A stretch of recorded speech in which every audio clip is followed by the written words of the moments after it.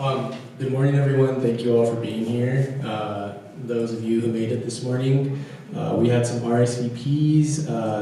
Some folks called me back, and there might be some more people trickling in as we go through the day. But thank you all for being here again. My name is Kevin Beltran. I work with the New Mexico Farmers Market Association as the Approved Supplier Food Safety Program Manager.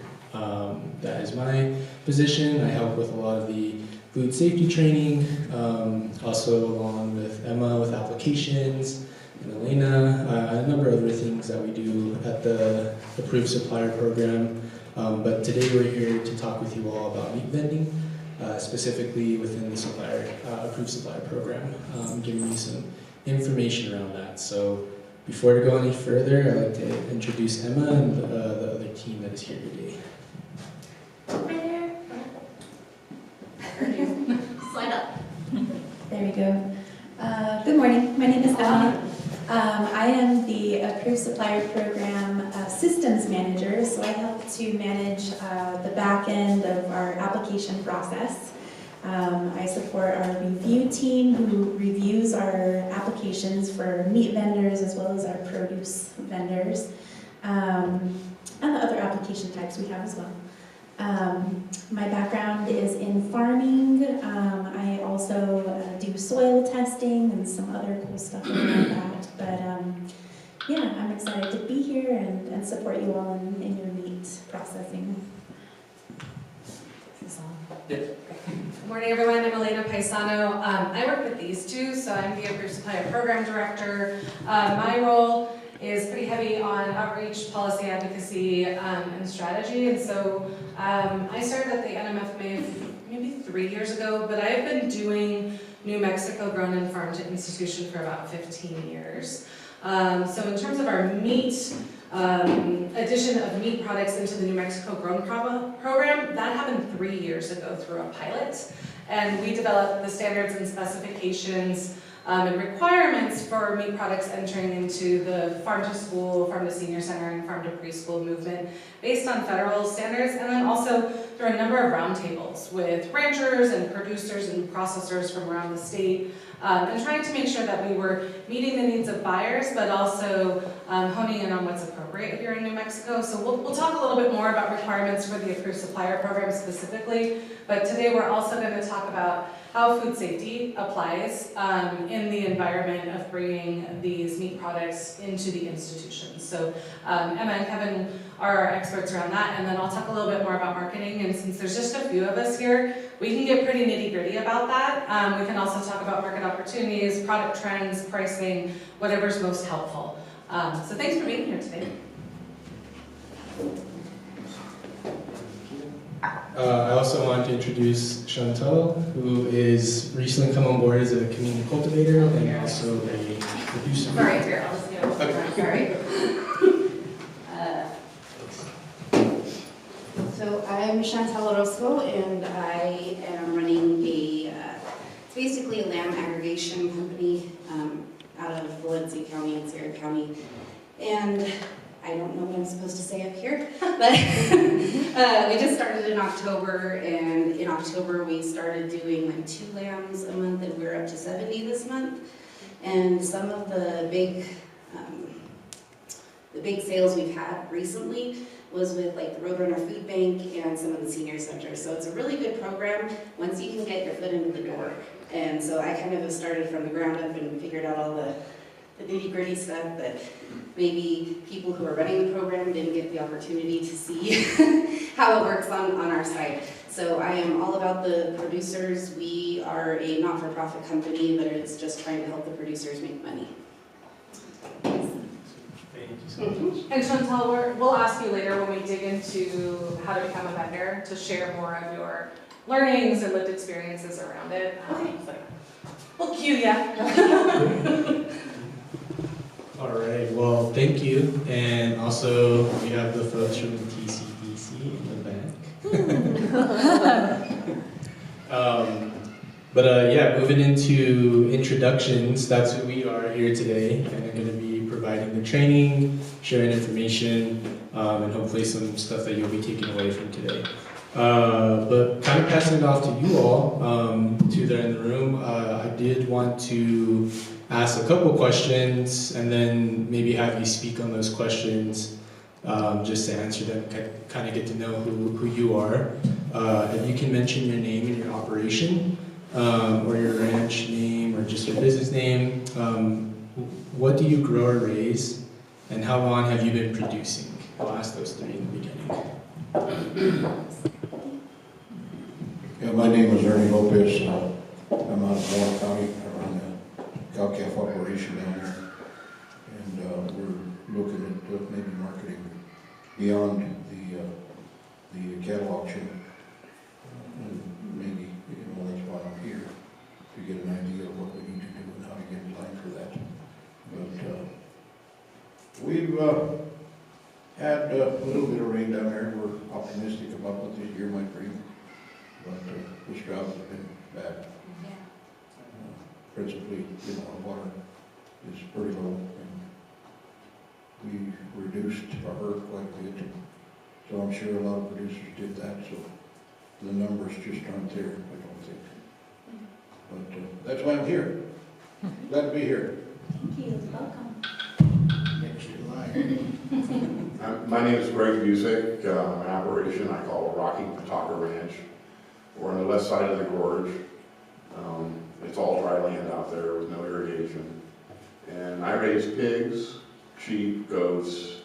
The other side of my operation is my wife Pam, and she raises chickens and ducks and an exotic black turkey from Europe that's rare.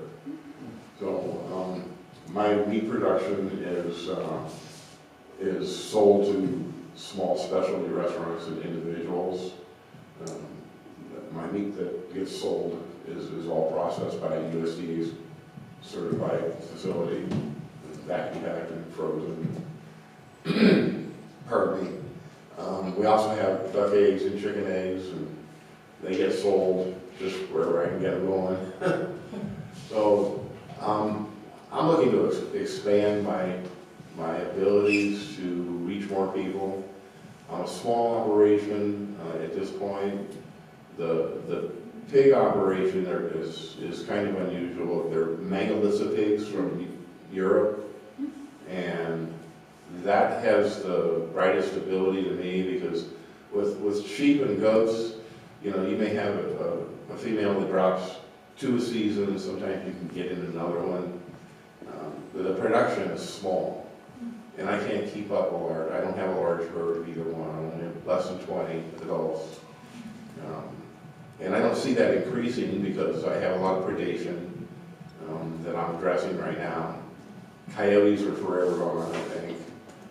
My biggest predator right now is ravens. They're killing my newborns as soon as they drop the ground. And I'm having a hard time keeping on that. The pigs seem like the brightest opportunity. Right now I have over half a dozen females that are between 2 and 3 years old. They're coming into their prime. I have breeding boars that have the ability. And these pigs produce 10 to 12 piglets per litter if you get the full litter.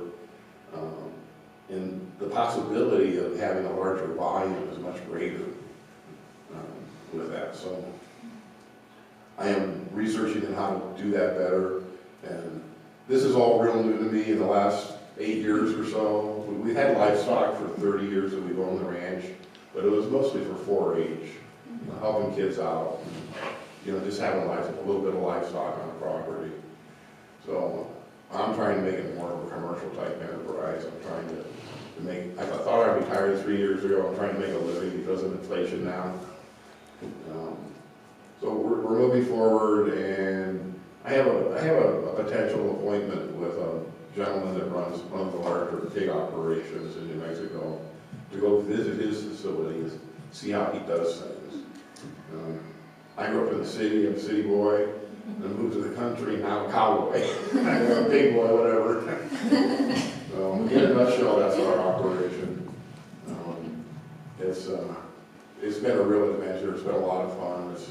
It's work that I love to do. It's a lot of hard work. You start at sunrise and you're not even done at sunset sometimes. Last night I was butchering excess roosters. Well, that's the other thing. My wife was running the hatchery. So we're hatching birds right now. So we have ducks and chickens being hatched. And out of our chicken hatchery, about 50% of the birds that she hatches are roosters. They're males. I need 2 roosters for a big flock of 50 chickens and no more. Y'all know what that's all about. So, but that's kind of it, I guess. That's it. A summary, quick summary of what we're up to. We're gray-haired old ranch people just trying to have some fun. Awesome, that's great. Cool. Anyone else? Chantal, do you want to share a little bit, just since you're here? About what? A little more There's about all sorts of stuff. just your operation at large, right? Oh, okay. So, Yeah, if you want to speak to operation, and then I know you mentioned some of like the marketing, the markets that you may currently sell to. Okay, so in addition to the bean aggregation thing, I also work for a soil and water conservation district, so I kind of am into the regenerative ag field. I'm trying to learn all sorts of cool stuff. And you should talk to Zach Withers at Post Valley Farm because he does regenerative ag with his pigs and he sells it at his butcher shop and he's a very good wealth of information. He's over in the East Mountains. Zach Withers with Post Valley Farm. I can give you his number. Okay. I also do. I'm doing a little bit of that. Yeah, and he's doing pasture raised pork and stuff, and he does a lot of stuff. He actually gets a lot of the food from the food banks that they can't give out to people, and he uses that on his operation. Both, and then he uses it after the pigs eat it or whatever. Then they use it on the fields to fertilize the ground and just do a little bit of the regenerative thing. Because the more food he takes, the less greenhouse gas emissions and carbon emissions are coming from landfills, right? So on the regenerative aspect, our farm, we raise chickens, we also do hatching and stuff, and it's not, we don't call ourselves a hatchery, like, it's just a little incubator, one of those 360s that we use, and I'm constantly hatching out, but I also process my chickens and then I sell those directly at the farmers markets to consumers. And I don't know if that's what you're doing, but that is definitely an avenue that you can take, and there's a lot of grocery stores throughout New Mexico that are like small family-owned ones that will buy them and sell them for you. So like Bombita Farms down in Albuquerque, they're always looking for pasture or whatever raised poultry that's like local New Mexico. Folks Valley Farm also does it at his butcher shop. So those are just ideas out there that came to me while you were talking. And then if you're looking for like a market to sell your birds, I don't know if you guys do Facebook, but I run the New Mexico Poultry Breeders group that focuses on like purebred birds. And there's always people looking for cows, so you're good. I mean, we've been marketing, like I say, through the auctions, out east, Clayton, down in Delhart, some of those areas that are accessible to us, There's probably others out there that we don't get those. Prices are a little bit better as you go east because you get a lot of buyers from Nebraska, Texas, Colorado, different places out there. So that's what we've been doing. I don't know, I've kind of got a little bit into artificial insemination, with cattle, the interest being maybe crossbreeding. We run herd Angus and we run herd of Hereford, and we've done some crossbreeding, and we've had good results with that. But in getting into the artificial insemination, I was interested in looking at maybe getting some semen out of Wagyu cattle and trying that with the Angus cattle and see how that might work and see if we can increase the production, income a little more than what we have now. And Wagyu is really trendy right now, so there's actually people who are insisting that I know down in Sierra County who say that their Corriente cattle will put on the same kind of marbling that Wagyu does if you feed them out corn. I've got some Corriente bulls, so Mm-hmm. and work well with the Herefords. Mm-hmm. We primarily use, you know, 40 innings in breeding, first calf heifers, you know, because calving geese, you know, and it's smaller animals. Yeah. Yeah, you're right, you know, the meat is very good quality. Never would think of it looking at them, but we actually got into our farming stuff because my daughter started showing sheep and goats for 4-H, and whenever they didn't make sale, I was like, well, what can we do to help offset the cost that she incurred for all the show feed and everything else? So then we started taking it over to Mesa Meats over in Mountain Air and processing it and then selling it direct to consumers. And the best thing about farmers markets and direct to consumers, and even this program, you guys can set your own prices, and you can set how much you need in order to not just break even, but actually get a little bit ahead of in life. So I do Dorper sheep, which is a meat breed, so there's no, like, it's not dual purpose, there's no fiber or anything. And I only do lamb, so I will butcher them before a year old. Do not like mutton.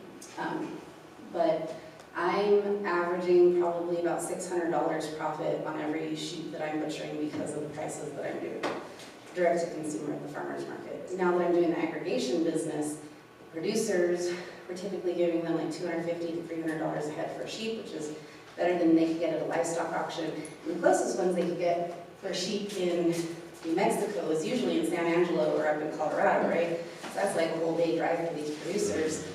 And so this way I could buy from them and give them what they could get at those auctions, but they're not having to travel as much, right? And then we're selling wholesale to like restaurants and grocery stores. And I think our net profits for my company is like around 10 to 20%. So we're not in it for us, we are in it for the producers to help them make it financially sustainable.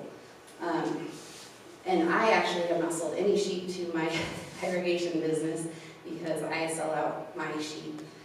We only have 3 acres, we run about 20 head of sheep. It's almost like on a feedlot situation unless we're home, we let them out and they can go graze or whatever. But we have a lot of predator issues also. We're up on in Tier C, and so there's wolves all around us. And one year I had three sheep get taken, 3 lambs get taken that were all like 10 pounds when they were born, and 2 weeks later they were taken by owls. So I ended up getting a Great Pyrenees who's really, she hates the birds. If she sees them flying, she is over there with the sheep and she's not letting anything near them. So I would really recommend that if you do not have a Great Pyrenees. And if you're only dealing with birds. Yeah. I don't know that she would do very good with the wolves, but she's definitely mitigated the coyote issues that we have. We don't really have wolves. Well, we have coyotes, and then just a little further back are some wolves that are moving in on us. But and Coyotes have given up on me. she's gotten rid of the coyote problem. They used to come into my yard, right to my front door, and take my chickens off of my stoop, and they are not coming around anymore because of her. So yeah, I mean, and so in addition to all those things, and processing my own poultry and raising them out and everything, I am also doing, this year I've expanded into rabbits, and which is also, you can do up to 999 rabbits, 999 poultry, and sell them without having to have USDA processing. And like I said, grocery stores and restaurants can buy them and everything in the state of New Mexico. If it goes out of state lines, you probably do need the USDA stamps and stuff on them. But yeah, it's just a lot of little things that grow into something big. And I do mealworm farming in addition to all that, not just because it's good for the animals, but also because it's good for my kids to have something to do because they're little. And then I also am doing black soldier fly larvae for the regenerative aspect because they literally eat anything. They will eat meat and dairy and everything that regular red wiggler worms do not. And then we take that compost and help out in the fields and stuff. Thank you. Yeah, so just a little bit of what we're going to be talking about today. The agenda in front of you, right now we actually are going to jump more into kind of talking a little bit more about the NM Grown and Approved Supplier Program. So with that, I'm going to hand it off to Elena. Thanks.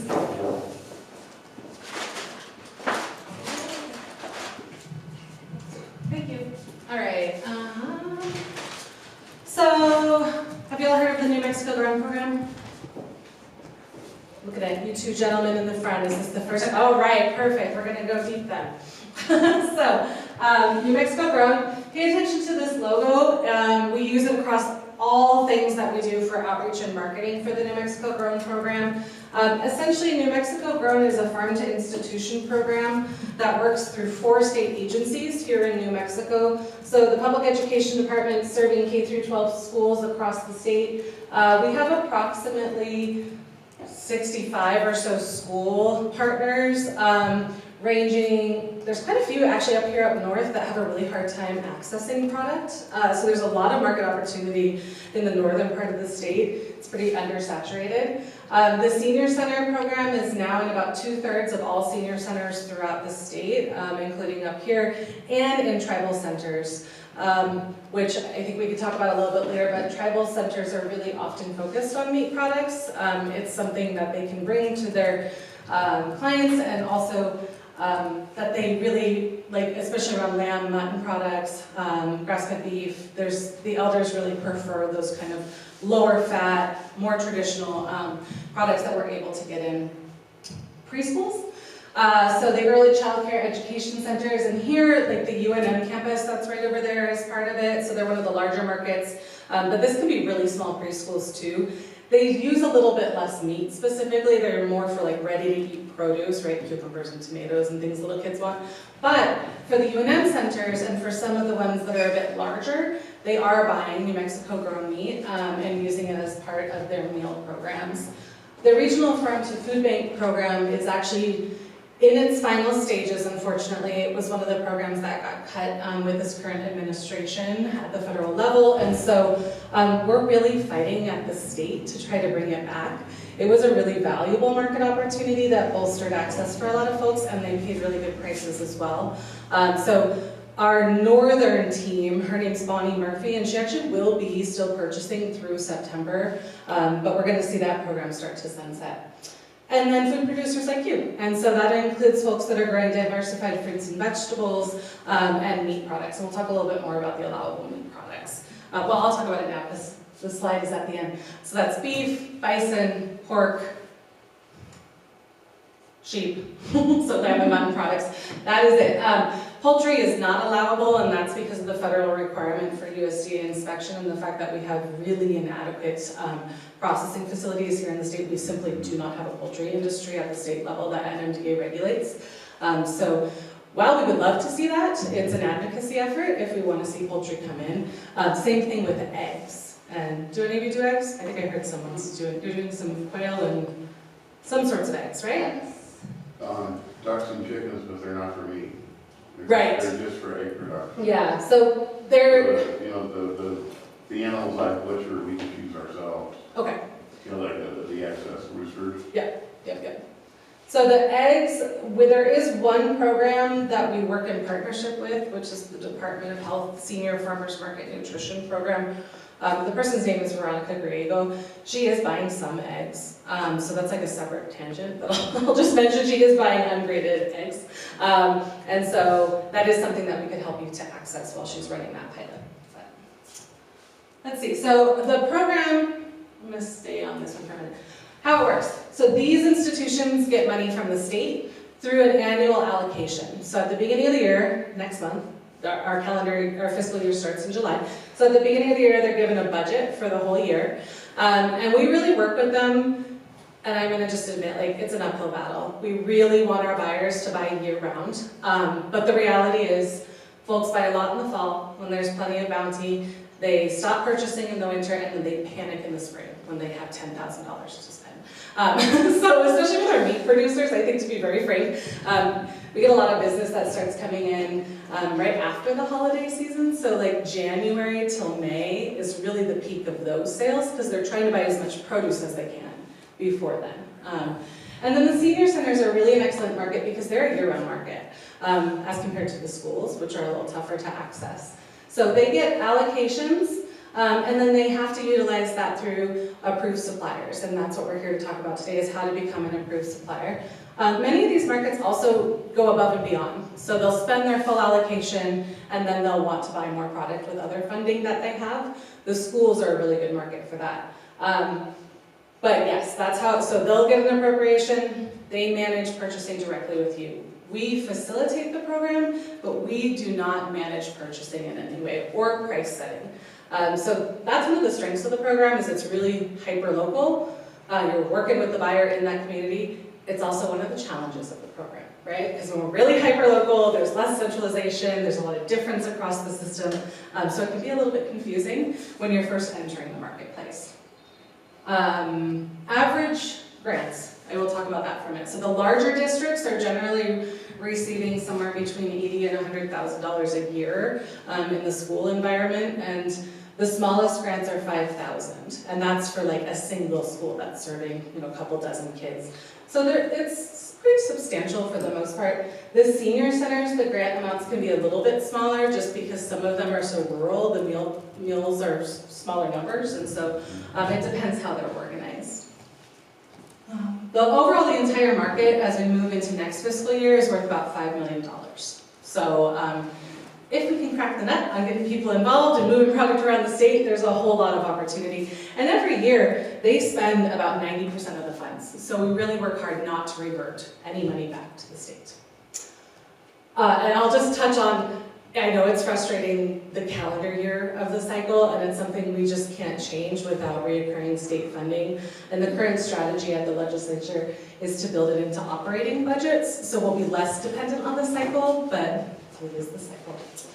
So why participate in New Mexico Grown? Chantal sold a couple of these components. I think first and foremost, the buyers are really invested because they believe in local economies. We have a really rich culture and history around agriculture as a state, and the buyers are doing this because they want to promote local producers. The kids know when it's local, so there's less plate waste, both for meat and for produce. They actually can distinguish the commodity beef that they receive through USDA as compared to our local beef, for example, and again, that's a huge benefit. The nutrition, right? We're a state that has a lot of hunger challenges, and so local foods and local meat products have more nutrition, just categorically. There's less storage involved. And then also, particularly with produce, one of the big arguments is that it lasts longer, right? And that they're able to do more with it. And with meat, we've seen some innovation in the senior centers where they'll do things like buy primal cuts or buy bones and make bone broth. Again, they're a little more clever because they're dealing with elders who have a more sophisticated palate than our little ones. But there's some more interesting market opportunities in that space. So let's see what else. Well, for producers, why participate? As Chantal said, you all set the price. So the buyers are pretty used to operating in a commodity food system, but they really see New Mexico Grown as separate. So they're not comparing your product to what they receive through the commodity program. They really are like, oh, I will meet the need of the producer on this one. And it's a real strength. That's not a truth in most states in the nation that have programs like this. It's pretty often the Department of Ag that controls pricing. So we think that's really great. And most often, also, they can do it without a lot of heavy contracting. So they can do it by calling you, asking for your pricing, documenting it, and then executing a purchase. If you're trying to deal with a large district or senior center, I don't know if Taos County, I think Taos County manages a number of senior centers, so then you might have to do some paperwork. But we're here to support you in that. It still just looks like submitting pricing in a written format. But that would be where you run into what we call some procurement challenges, and I am your resource for that. And also Chantal, who's been working in that space, can provide some lived experience, but we can also work with them to simplify the system. And we'll talk about that a little later, what it looks like. But essentially, the New Mexico Grown program, I have to say, anyone who utilizes it on the buyer side loves it. They always come back. Question? No. No, okay. So how does it work? This is more on the buyer side, so we ask them to purchase year-round. We have a program called Nuevo Thursdays that's meant to promote New Mexico Grown products. And actually, one of our goals moving into probably next year is to build out meat promotion. Right now, Nuevo Thursdays looks a lot like fruit and vegetable producers, but I think there's a real untapped opportunity there.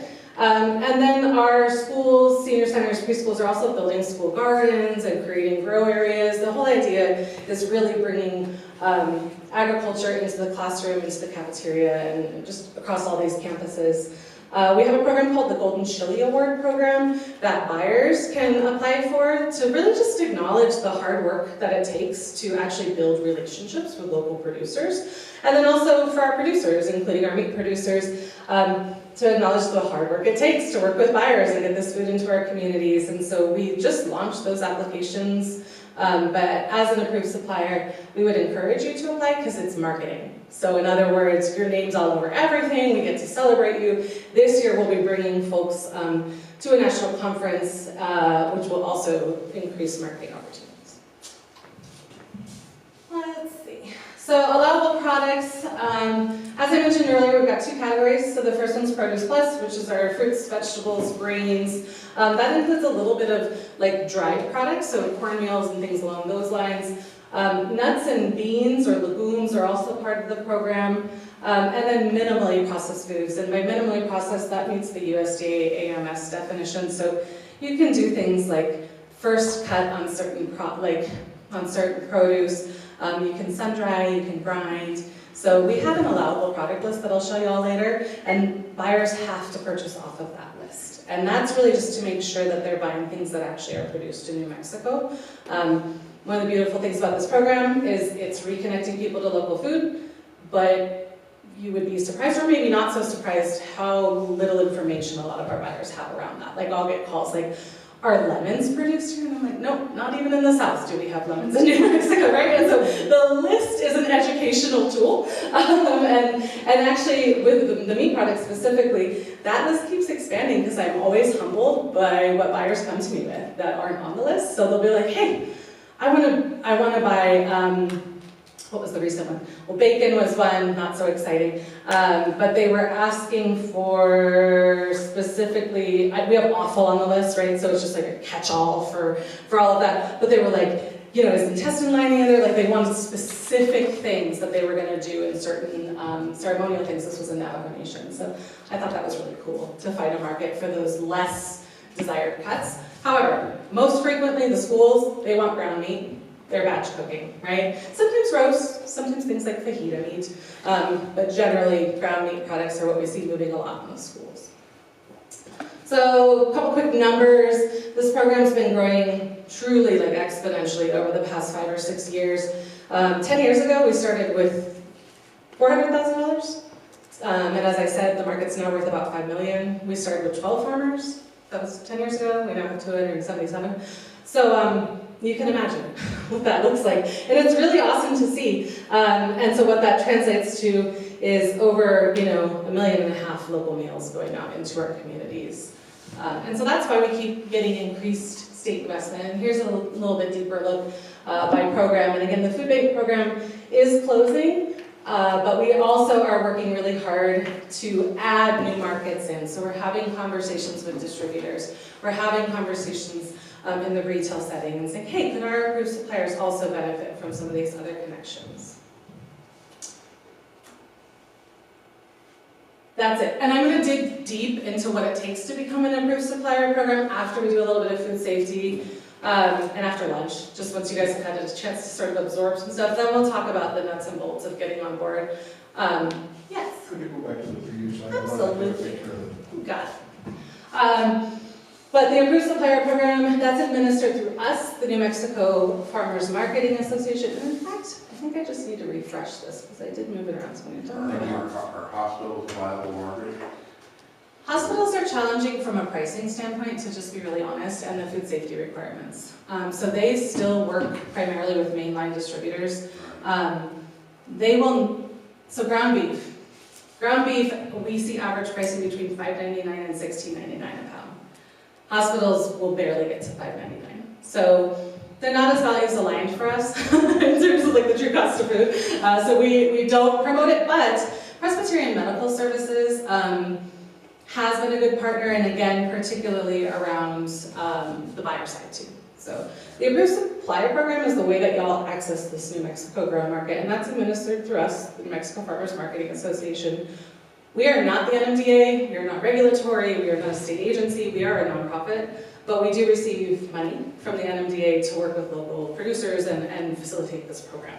But I want to be really clear, we are not regulators. We will not come in and tell you to change things. We will work with you to make your operation fit the requirements of the program, but we will not regulate. And as I mentioned earlier, our goal here is to see New Mexico grow and grow, and also really just, food sovereignty. We want to see our food stay local, and particularly again in the northern part of the state, I can't say enough. They're trucking food up from Las Cruces, they're trucking food up from Albuquerque on a regular, and still not able to find food. So there's an opportunity to grow here. Last thing I will do is just touch on this. We also provide a lot of technical assistance, and so it's a bit more complicated with produce producers because we do a lot of on-farm audits and things like that. But for meat producers, our goal is really going to be strengthening our marketing opportunities with buyers and helping you all with any quality control issues. So if you're working with a buyer and say you drop product off in perfect state, and you know that because you signed your invoice, maybe you snapped a picture, I would recommend that. And then the buyer calls you and complains and says, hey, you dropped off some meat and it was half thawed because they wanted it frozen. And you're like, no, I have proof. We're there to come in and say, hey, buyer, how do we help you? What's going on with your system? Oh, you left that pallet on the floor for an hour? That's what happened, right? So we are a middle advocate for y'all, and also we work really hard to create more market access, and then we do things like partner with the schools around creating healthy recipes and stuff that just, drives demand. So we'll talk more about the Approved Supplier Program. It's free. We're here to help you, and we'll go deep into that. But are there any questions about New Mexico, bro? Yeah. It said grains back there. Are they looking for whole grains like rye and barley and wheat and stuff like that? They're looking for processed grains that are ready to be utilized in the cafeterias. We do have 2 mills that are trying to come in that are looking for whole grain products to mill. But traditionally we've seen a lot of uptake in like cornmeal. We don't produce a lot of flour, although Metate Mill is just up there and they're trying to produce flour for the program. But, buyers, things that take a long time to cook are always a challenge in this environment. So like winter squash or like wheat berries would fall in that same idea. Well, I was very successful 2 years ago in raising quite a large crop of cereal rye. Oh, that's great. We should connect you with Daniel at Metate because he's trying to diversify what they're able to offer and get to scale. And that's a cool weather crop. Yeah. So that's easier here. I've tried barley and I got it sprouted. It germinated and looked good, but then it got dry. Yeah. So I lost my barley. Yeah, we can connect you with Daniel Hutchinson. Here. Fingers crossed, right? Yeah, So far. I'm watching. All right, any other questions about New Mexico Grow? It runs every state. Every year we get a new budget, and it is confined to state lines. We'll talk a little bit more about what that means for you as producers after lunch. Okay. So the next little section that we're going to do is talking about food safety. So food safety, when we talk about that, there are several reasons that food safety is important. One is because it helps to keep the products that we sell through these programs safe for the communities that we're feeding. And also it's about the values that you have for who you want to feed, how you're taking care of your community, keeping your products safe for consumption, making sure that our vulnerable populations are protected. Because through these programs like the Approved Supplier program, we're focusing on feeding our seniors, our children. So it's really important that we provide food that is as safe as possible. So one of the things that we talk about a lot when we're talking about food safety is that farmers and ranchers inherently already practice a lot of food safety, just naturally by your processes that you already do. So that might look like, cleaning your coolers out before you're putting meat in them, or different things like that. Like farmers, they wait between irrigating and harvesting. And that's a really good practice for reducing bacterial growth on produce. So there's a lot of different things that you can do that help to reduce the risks of pathogens that could make people sick. I'm gonna ask you, are there any practices that you can think of that you do that help to reduce any risks in food safety? Just off Like the you top of your said, head? keep your coolers clean, sanitize your freezers. Yeah, You know, once a year, all the meat comes out of freezers that's left over, goes to another freezer that's been sanitized. And that freezer gets all the ice and the frost out of it, and then it gets sanitized again. perfect. So, and cleaning and sanitizing is two different things. Yes, You know, there's this cleaning, that's just getting the dirt out, the sanitizing is killing the bacteria yes, and the bad stuff. And I do that with my eggs. yeah, And my eggs get washed, but then they go through a commercial sanitizing bath process. wow, cool. So that the eggs are, the only disadvantage is that at that point in time, those eggs need to be refrigerated from then on, because you remove that protective film that's on them, the chickens leave on. Yep, Unsanitized, unwashed eggs will probably last a good 30 days in a basket on your countertop. yep, But if they're sanitized and they're in the refrigerator, then they're absolutely guaranteed to be not spoiled very easy. You know, once they get really old. yeah, And here again, and part of that process too is date coding everything. yeah, And you know, when I put eggs up, the date goes on the carton. You know, when they go in the finished shipping carton, you know, the date goes on and they get rotated. You know? And if it gets to the point where I determine that too much time has passed, those eggs are still here, then, well, my dogs love scrambled eggs. They don't care. yeah. But I don't have the risk of going to market with spoiled eggs or the reputations of them. But, you know, in anything, it's like keeping your manure clean out of Yeah, your pads. yep, Getting in there, plus that manure is a valuable resource for fertilizer in the fields. yeah, So you're not going to spend money on nitrogen injection and all that. yeah, That's expensive, yeah, you know. definitely. So I recycle all my manure back out into my farm fields, and it stays there before I even plant seed for a while.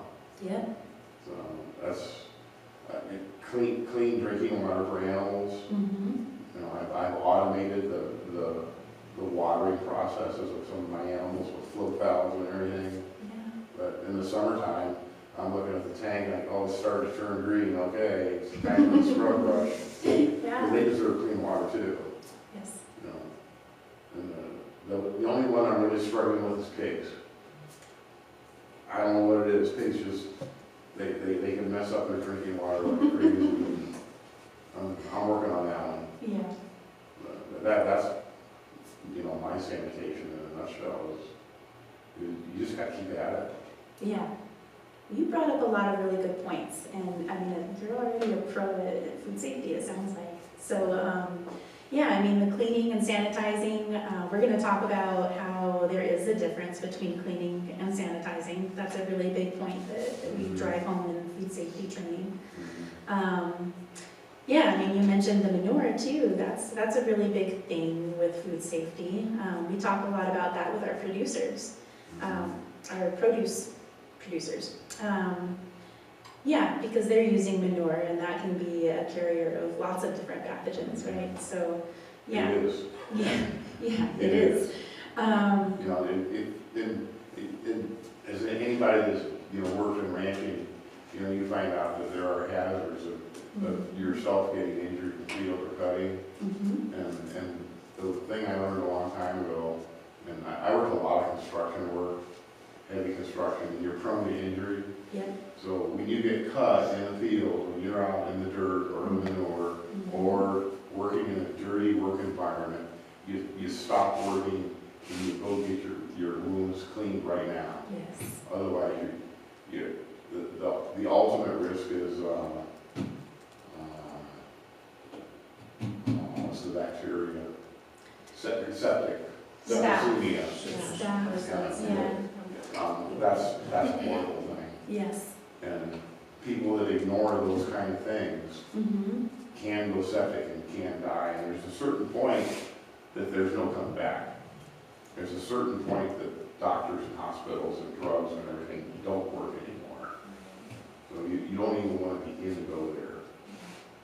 So personal hygiene, personal cleanliness, Yeah. first take care of your wounds when you're out working, because we're all going to get cut or get hurt somewhere along the way when you're out doing this kind of work.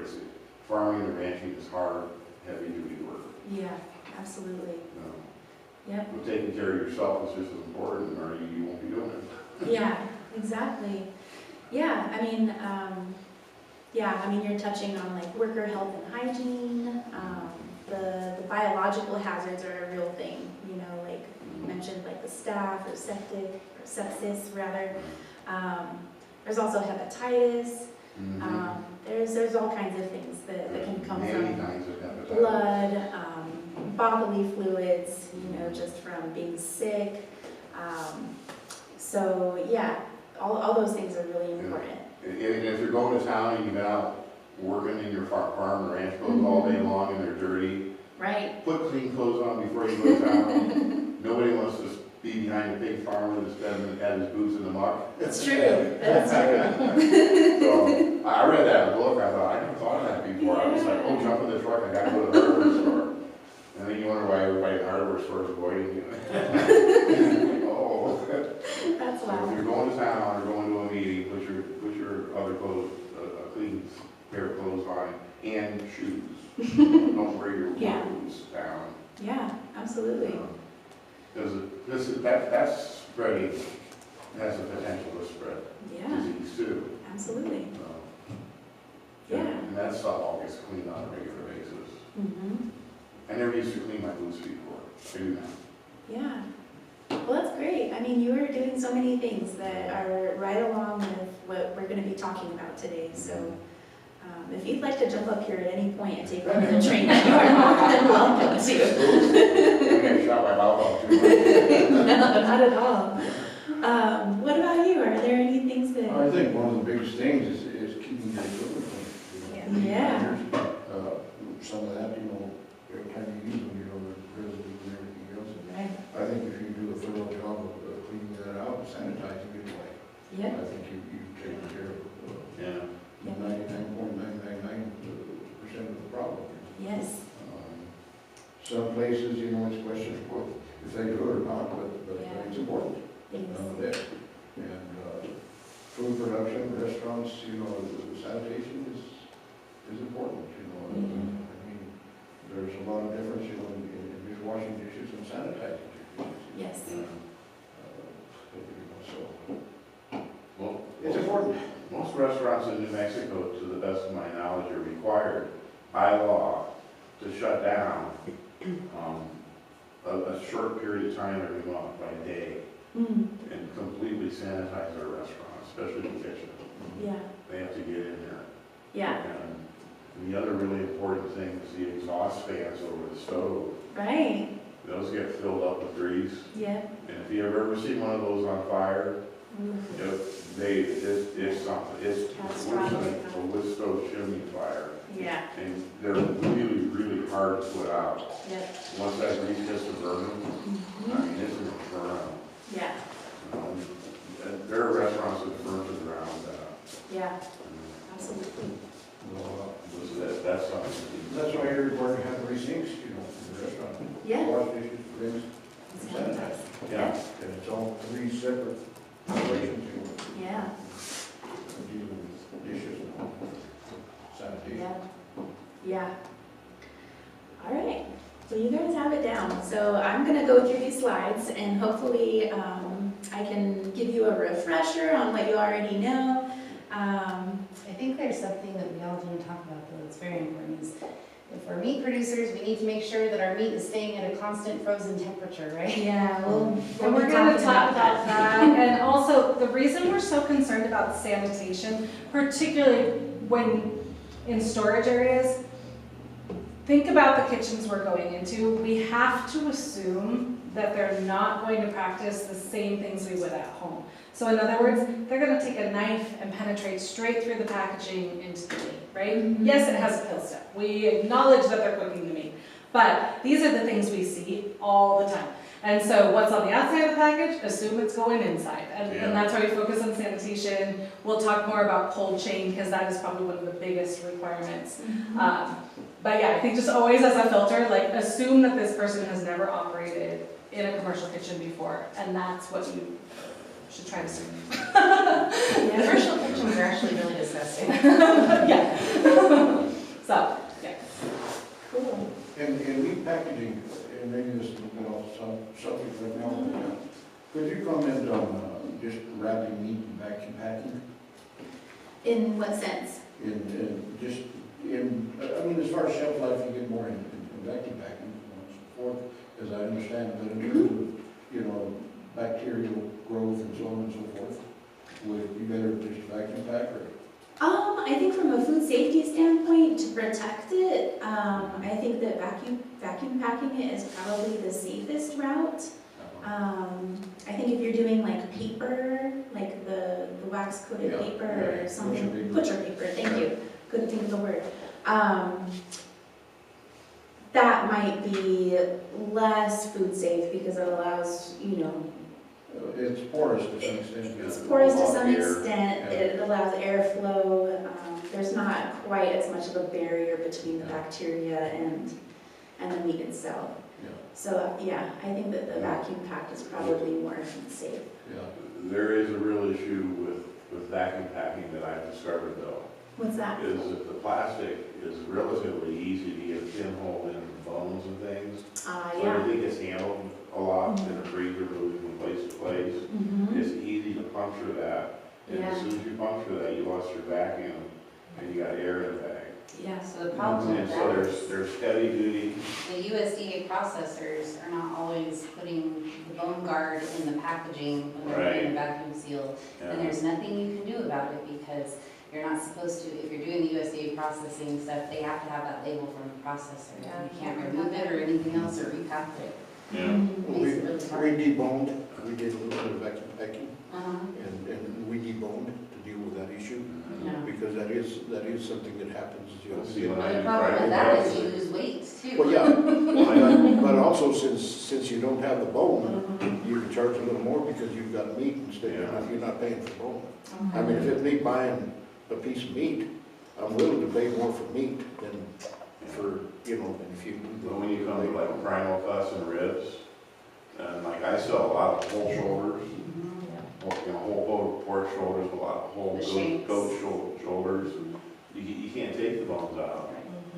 So they make heavier bags, and I had to speak to my packager on that. Yeah. And then the other thing is that, one package can damage another. So I try not to mix things in a freezer that can damage each other. So what goes into one freezer, I got a bunch of them, is that's all I put in there. I try to separate things the best I can. The other solution that I've had some conversations with friends on is you vacuum pack, because that is the superior way to help preserve meat. You're getting all the air out, it's under a vacuum, it's frozen, then wrap it with the butcher paper to protect the vacuum packaging. More work, it's more cost, but it's safer. And I'm gonna start doing that with a lot of my meat cuts. They come back from the butcher now. I bought a big roll and all that, has you can zip a piece off. Looks like you have our big paper. And just wrap it up, and it doesn't have to be meat. The only issue with that is that, again, you've lost your label, you just buried your label. So you're gonna have to take a magic marker and write on what's in there. Well, what we're seeing, is a vacuum pack in some of the stores, and most of it's that way. And frozen, it's a piece of meat that's frozen, and of course plastic.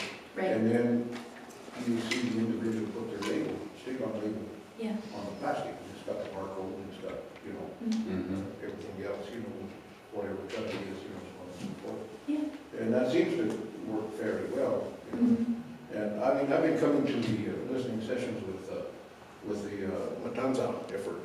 And I think you're Lucas. representing with the TCEDC. Yeah. And probably working on some of that. But on some of the design and some of the discussions that I listened and sat in on here, I don't remember vacuum packing being included as a way of wrapping meat, but rather just wrapping, you know. Yeah. And I was wondering why vacuum packing hasn't been considered, you know, is it more expensive, is it not doable, you know? Well, I think we haven't really talked about it publicly yet, but I know that Lucas Salazar, who's going to be, he's managing the Matanza. Yeah, he was here. Yeah, so we're gonna do Yeah, we'll be doing another listening session. We're trying to do them, every so often to give you updates, but those are the kinds of things that we want you to come to our listening sessions and give us that kind of feedback so that, because some things can slip or we haven't thought of them. So that's a great point, and I'll let Lucas know, on Monday that we've talked about that, but we would love to have you at the next listening session and bring that I mean, up. as far as poking holes in it, that's one thing, but you can also do it with butcher meat. Absolutely. Or that can happen. Yeah, no, we love hearing that. Heavier, thicker plastic bags. Mm-hmm. They make different thicknesses, I found out. Yeah. So, There's my next trip I use Don Martinez over in Orizo, the butcher. And my next conversation with him when I take pigs soon is going to be, I want heavier mill bags. Yeah. If I have to buy them, and you keep them here and use them, then I'll do it that way. Yeah. Because I notice that there's differences. Good luck getting Donald. Yeah, I was gonna say, Donald doesn't really change He will not anything. change it. We asked him to put lot numbers on our packages we're getting done so we could keep track for food safety, and he said he will absolutely not put lot numbers on it. And he's the only processor in the state that refuses to. Why? He just said he will not do it. He will not give any answer, but he said it's not any industry standard, and he will not do it. And Donald can be difficult. Oh, very difficult, yeah. I just had 50 head of sheep go through and for the Roadrunner Food Bank, and that was. And I found out too, Donald's really good with lamb and goat. He's not real good with pigs. That's one of my other things. I want to find somebody that knows how to process pigs. Yeah. I want hides, and he'll never give me a hide because he takes it off in strips.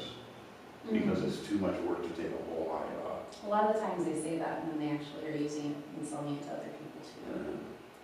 Well, Like I found out that he's selling our lamb hides to some of the the hide tanneries down in I Albuquerque. caught his employees taking Oh, one of my goat hides, and we had a real serious conversation. And I got a hold of his employee, and his employee didn't speak English, so I came back with a translator. And I don't speak Spanish very well. I'm rough on it, but not enough to have a good conversation.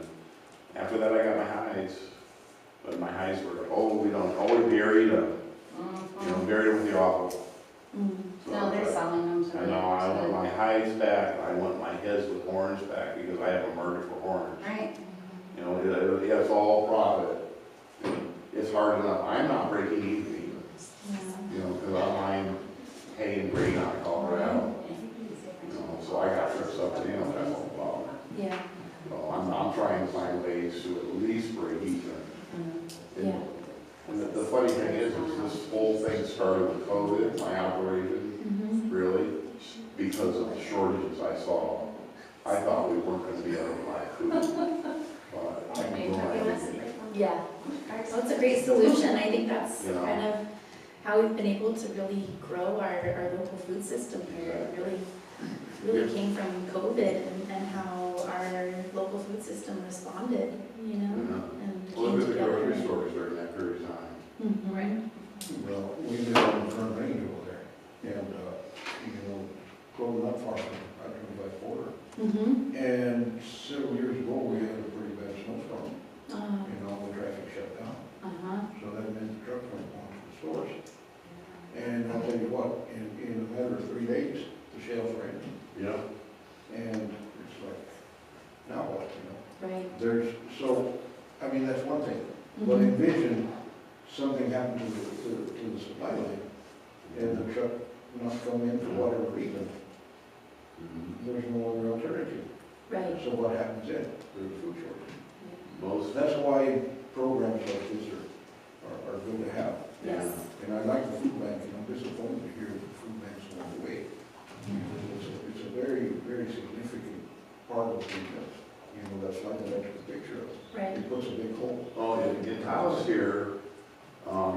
food bank, I would highly recommend that you get together with the folks at St. James that run the food bank distribution there. They are the biggest food bank distributor in Taos County that I know of. And every Thursday, they deliver a semi-truckload of food to all the different little communities that come in. So, I mean, direct sales to them maybe, I don't know. But see, a lot of the stuff they get is donated to them too. They don't pay for it. No, they go through the Food Depot based out of Santa Fe. They service the north. The Food Depot is based in Santa Fe. They're the purchaser for the northern food pantries. So they'll send a truck up here. Yeah, so Yeah, that's the they source. probably don't directly purchase. Yeah. Let me ask you, go to Santa Fe and talk to them. Yeah, and Bonnie is our contact there. And though the state funding is going away, they're making commitments to local. We just don't know what that looks like yet. Well, Walmart and, some of the big stores, it's not sustainable. No. Should something happen. Right, Locally grown, I think is, absolutely. You're right. a safety net. Yes, absolutely. And we've definitely seen how that can be. A grocery store the size of Smith's or Albertsons gets 3 semis a week food of the major staples that come from their warehouse distribution place. And then there's all the little guys that come in, like the Fritos and that are the independent. Those food companies operate their own food delivery systems as separate. And they somehow direct bill, I don't know how it works, but if a week went by and we didn't get a food delivery truck in Taos, there would be no food on any grocery store in Taos anywhere. Right. And in 5 days, I would say that 75% of the shelves would be empty. But I kept track of it during COVID and watched what was going on. And so this community would be totally in an uproar in a week. So all it takes is 1 week of no food supply chain, and there's nothing to buy in the stores. We saw it in 3 days, the rest of us. Yeah. I took care of the toilet paper thing. We are fortunate enough in Albuquerque to have a huge paper manufacturer. Right, It's called Roses. Yeah. So after several trips to the grocery store, the toilet paper thing, he said, well, you can buy 1 roll. And I said, well, how's that gonna go here? So I looked up Roses because they used to sell to all of the Sam's Clubs and others. And they're still in business years later. Yeah. So I called them and talked to them, and they have 1 day a week that they're open in the morning from like about 8 to noon. And they sell all their seconds then for highly discounted prices. That's great. I went down and bought 1,000 rolls, so they put them in the comics. Well, it's important, that the consumer know that we're doing this. Yes. with Yeah. locally produced. Exactly. So that's why we're gonna get you guys as Should approved that- suppliers. Should That's that right. happen, where we have to supply food Exactly. in a situation like that, consumers need to have the confidence in the Yeah. local producer. And during the pandemic, approved suppliers were selling nonstop. And we didn't have meat in the value chain yet there, but now we do. And yeah, there's a lot of demand. And so I think it sounds like you guys are values aligned, you're doing some practices. So my goal today is let's move through some of the high level things and then let's talk about the requirements and make sure that you guys feel ready to fill out an application. And we could even show you how to do that and get started if you want. So make it really worth your time being here today. It sounds like you're more than halfway there. So yeah, let's go through the pieces and then if there's anything that you all feel like we're missing, if you'll just give a gentle nudge like, hey, this is something that we could add in there, let us know. But yeah, the idea is that as approved suppliers, you're versed in food safety and then the market requirements. So. Yeah. Thanks, Emma. Yeah, thank you. And I love the conversation. But yeah, we'll just zip through these slides here because I know you already got this down. You already talked about it. Cleaning and sanitizing. The biggest thing is that you can't sanitize a dirty surface. Sounds like you guys know that already. Doesn't work. So I'm gonna go through this here. Clean breaks, do either of you know what a clean break is?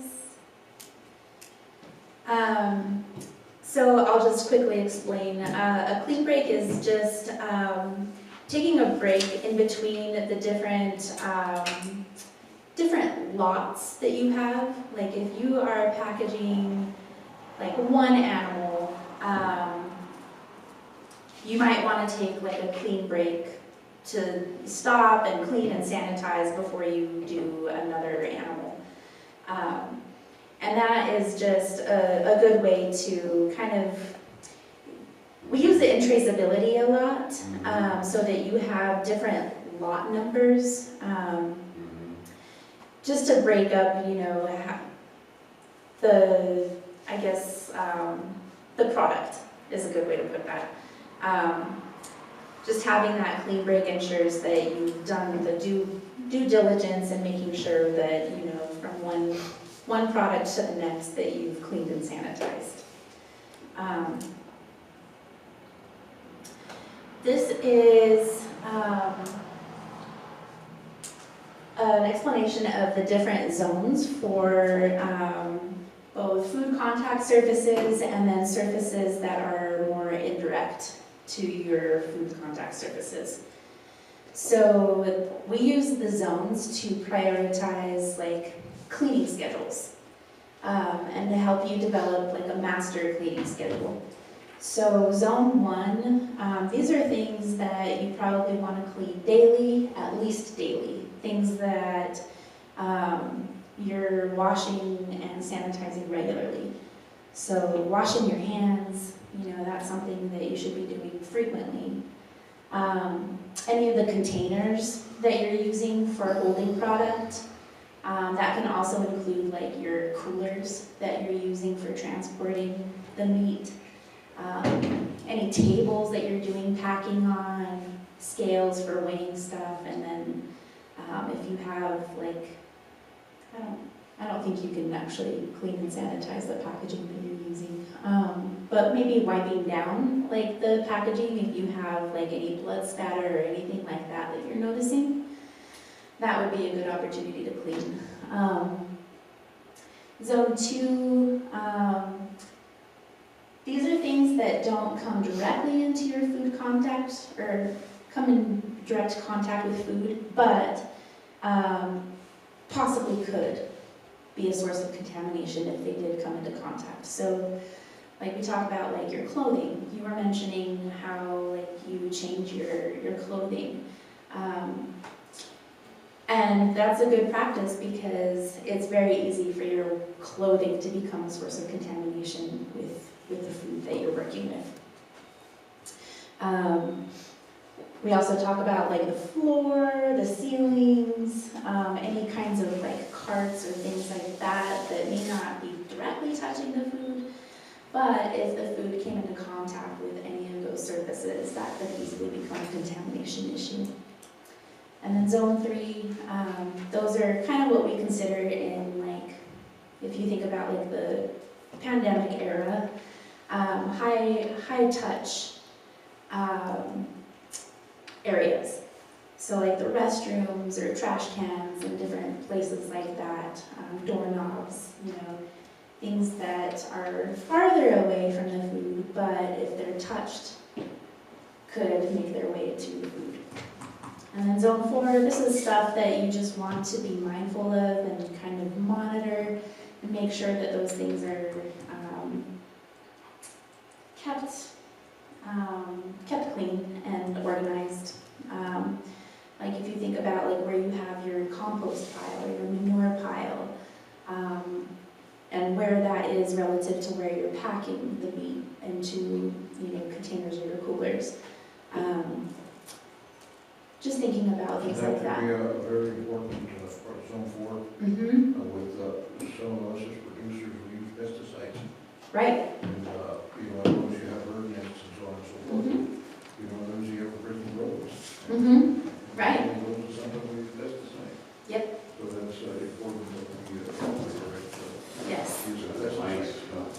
Yeah. Yeah, that's a really important thing in food safety too, is controlling your I pests. learned a big problem about real big lesson on mice. Yeah. I can tell sometime, you know, when we get a break. We'd love to hear it. I have learned a lot about controlling mice, going from Good. being totally overrun to hardly ever seeing one. That's great. I mean, a lot of people have that issue, so, yeah. I figured it out pretty much. Nothing's perfect,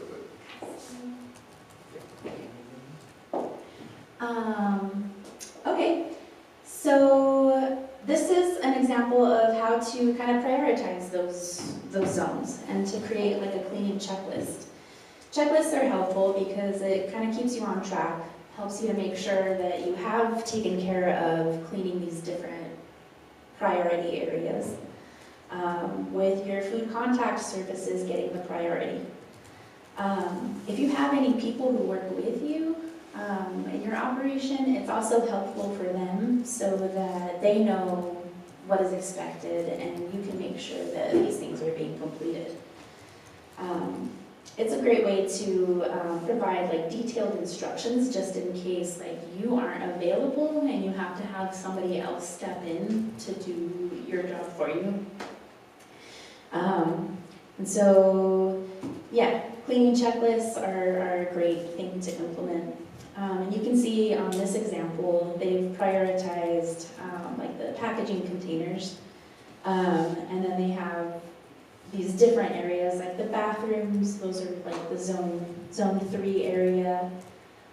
Truck, like your transportation is also like a zone, could be a zone 2 or 3.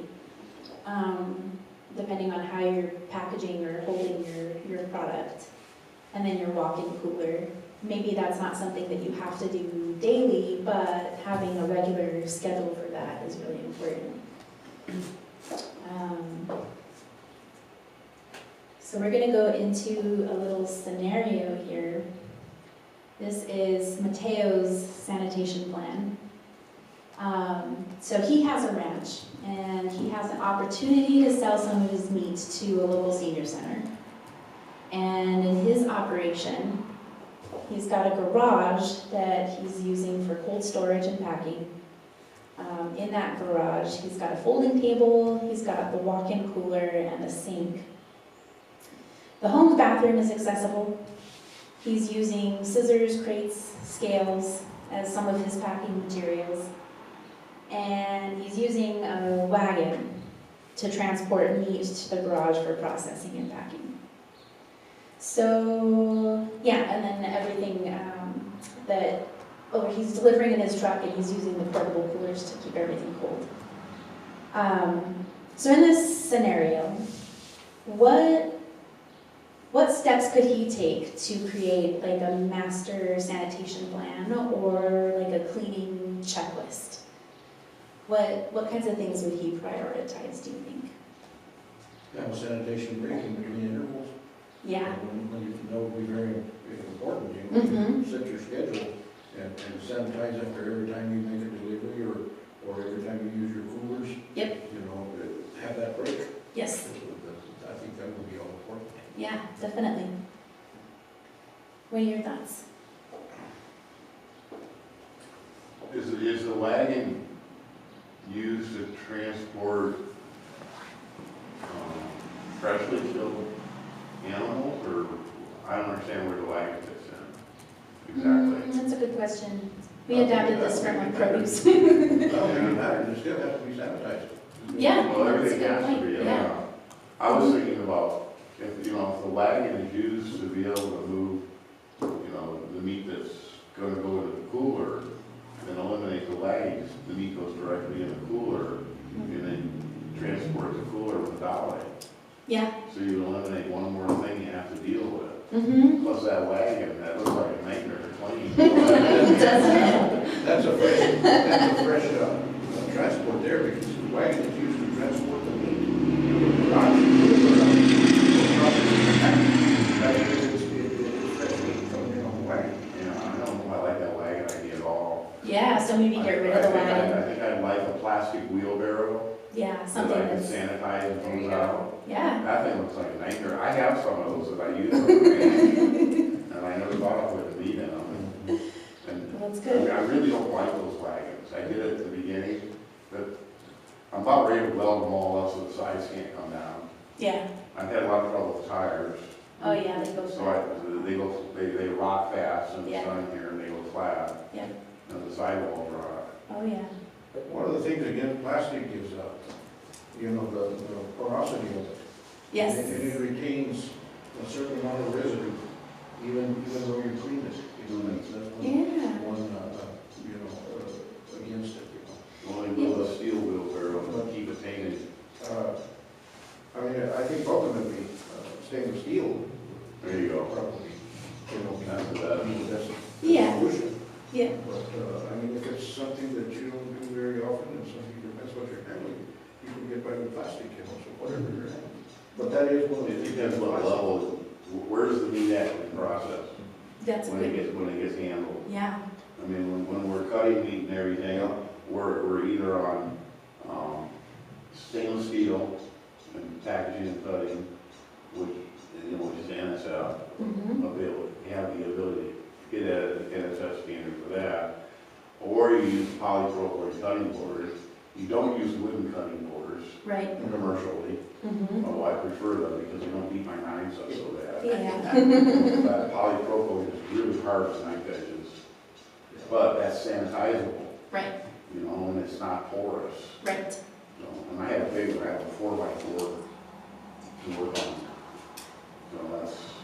So that's just, I don't know, I eliminate anything out of the whole process that looks like it could be a sanitation problem. Yeah.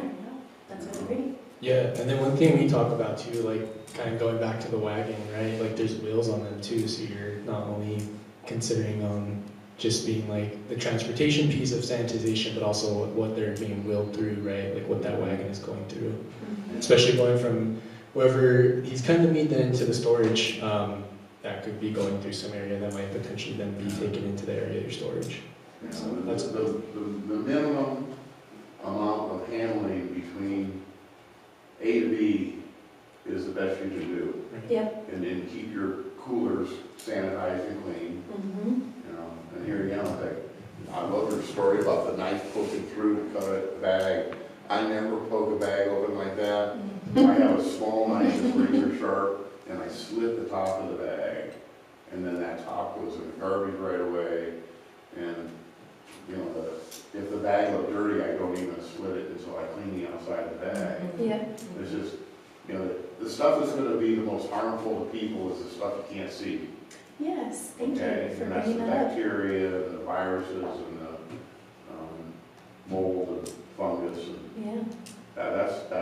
you can't see it, Yes. usually. Well, if you can see it, you got a big problem. Yeah, you got a big problem if you can see it, for sure.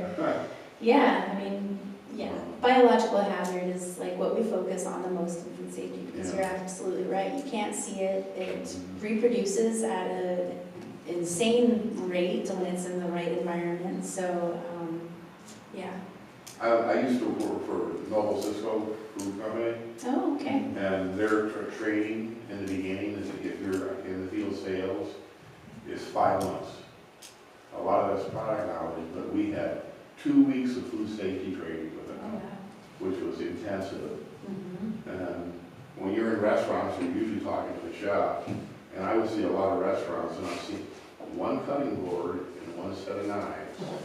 And I'm like, so do you cut everything on that one cutting board? Right. You know, do you put your vegetables in your mixed meats, or do you cut your chicken and your beef on one cutting board? Right. You know, and I've seen that before in restaurants, and I said to a guy before, I said, you should absolutely not butcher chicken or prepare chicken, and then just wipe it down with a rag and go put beef on it. I said, you're looking for trouble here. Yep. And half the time I would, you get out. Yeah. Bye. But, you Yeah. know, it's just this whole idea of separating all the processes and sanitizing in between all the processes, you can't get enough of. And I practice it at home. Mm-hmm. You know, a lot of people, I go to some people and look at their kitchen and how they're cooking and what they're doing and everything, and I'm like, I'm gonna get sick tonight. and then it's no fun, man. Food poisoning is no fun. I've had No, it it's twice. not. Yeah, in it's my really life. not fun. recommend that the food safety course Sam here offers. Yeah. We started producing yard salsa. And prior to doing that, it was a week-long course. That was real eye-opening and lots of good information. I mean, you can't afford to not have that training. Yeah, Yeah. that's So, great. but, you know, like we said, we see the garage floor is used for cold storage and packaging, or is it a garage? Okay, so what's in that garage? Right, we don't know. Okay, the kids' bicycles in there that Right. have mud on them from out Yeah, is he cross parking his country car biking in in the there? forest or something. Is this garage clean? Mm-hmm, Is it just used for food packaging? mm-hmm, Or does the car get parked in there when he's done with the food? right, Don't like that idea. yeah, Do the wagon wheels have manure on them? Yeah, right, yeah, and you know, so the garage has, like I said here, that garage should be clean, wiped down, cleaned down, sanitized, the floor should be done, hosed out, sanitized again. Folding tables, the same thing, but that surface has to be clean, has to be sanitized, and the walk-ins and the sinks. I'm a stickler on sinks. I mean, I want a clean sink, I want it clean all the time. And, you know, even my kitchen sink at home, I hate seeing dirty dishes in it. yeah, Put them in the dishwasher and get the thing cranking and clean the sink. Because I do a lot of my sanitizing processes, you know, in that kitchen sink, you know, for all of our meats at home. yeah. And with the folding tables, you touched on stainless steel, right? It doesn't have to be stainless steel, These but tables are great. they are unless they have a bunch of cuts in them. Right. Right, and then it's very hard to do that without letting it sit and penetrate, can't so. Cleaning those cuts out is hard. So a best practice is a heavy-duty tablecloth of some nature, oilcloth that works really well for that, but something, if you're using something like that. Because yes, these are sanitizable, but, right, if you put a You're bunch of gonna have grooves, scratches. they're gross. If you get to a restaurant, you see a polypropylene cutting board that's all scraped up. Mm-hmm, It kind of worries me, yep, you know? yeah, definitely. You can go buy it, I mean, there's a store in, it's called Port Plastics in Albuquerque. Mm-hmm, They have sheets of polypropylene that There are, you go. they're 4 by 8 foot and they're 4 by 12 foot. Plastics. And they'll cut you a piece, whatever size you want, and they'll maybe go anywhere from, I think their thinnest is like about an eighth, oh, wow, all the way up to half an inch. that's great to know. Thank you. Writing that down. Yes, I did. That's a resource. And that's gonna be the least expensive cutting board you're gonna buy. Yeah, You know, that's you great. can go there and you can clean that and, you know, and you can take things too, like if you want to, one of the coolest meat processing tables I've ever seen had a hole in one end with a trash can Yeah. underneath. But Mm-hmm, you're working in this stainless and you got a cutting board in there if you need it, and then everything that you're cutting off, that's garbage, into that hole as you're going, it's being separated from the clean meat. You know, you're constantly doing that. yeah, I got the bathroom, the home bathroom, here again, it's in a commercial setting, you know, the bathroom is not like a home bathroom. mm-hmm, You know, you're able to get in there with a pressure washer and hose it out. You can't do that in your home bathroom. yeah, not. You know, it's not gonna work. Here again, you're packing tools and accessories, they need to be cleaned. That's a regular thing. You talk about a sanitation rate, your scissors, your scales, your knives, your wrapping materials, all that stuff, anything that comes into contact, even if it's already sealed, ought to be on a clean break, regular, you know, in between every animal, in between every group of processes. Mm-hmm, Here again, take a clean break on that kind of stuff. Yep. And we already talked about the wagon. yeah, I mean, you know, there's other things that can be done. The coolers, I want to talk about the coolers for a minute, because this is what we see a lot. Chantal, when you take stuff, not to call you out, but when you take stuff to end market, are you taking it in large coolers? Are you organizing refrigerated? The farmer's markets, you said? Mm-hmm. Yeah, I'm taking it in it depends on where it is really, but either I will load up my chest freezer and put it in the back of my pickup truck, or I've loaded into ice chests with ice. And yeah, then I was gonna ask, what kind of ice do you use? Whatever. Liquid ice? Like No, actual no. ice or? No, You know what I mean? it's water ice. But you know what I mean, like actual ice, It's like if blocks I of really get cubes? to drink, Or blocks of cubes or ice packs?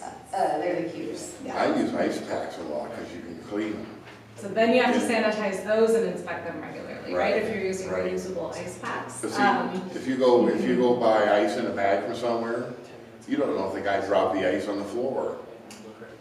I mean, Yeah, most if the people guy do dropped a bag of ice on the because they floor, crush and you just throw it in your cooler. I know, you can't buy block anymore. You have to go to like a specialty place to find a block of ice these days. Well, So yeah, that is something we talk about with ice packs, and then with the coolers. Obviously, we're talking about cleaning and sanitizing them.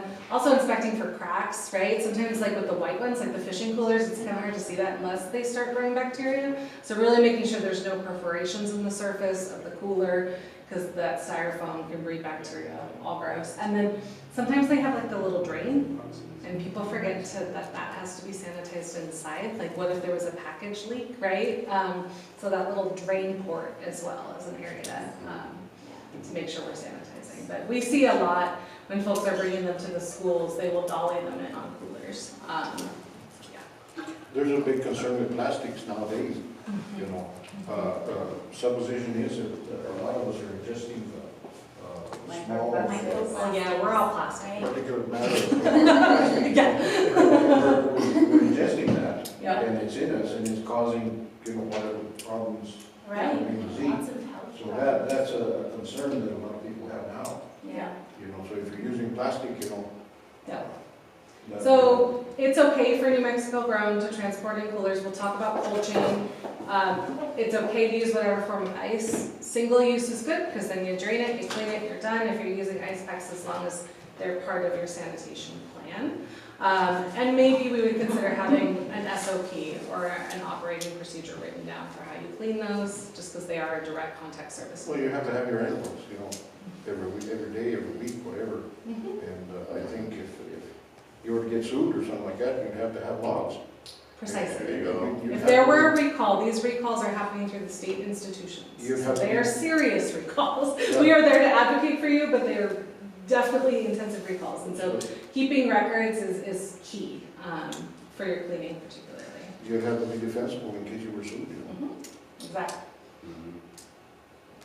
All right, yeah. Alright, well, we have a little bit left on sanitation, but I seem like you all are pretty good on it, so we're gonna keep going through, and then after this section, we're gonna go ahead and take a short little break, and then we're gonna come back and finish up before we go into having our lunch.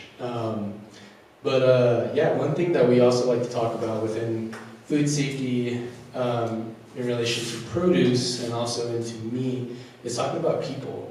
Talking about the worker, health and hygiene, I think is a big one that we focus on. So one thing that we like to ask for you all to consider is who's around. Is that staff and family, volunteers or visitors, maybe contractors, utility workers, anybody else? Maybe it's open to a public, or maybe there's a space, like for instance, there's, you know, just kind of in relation to a farm in the valley in Albuquerque. It could be right off the Acequia, which is a public area where people walk up and down.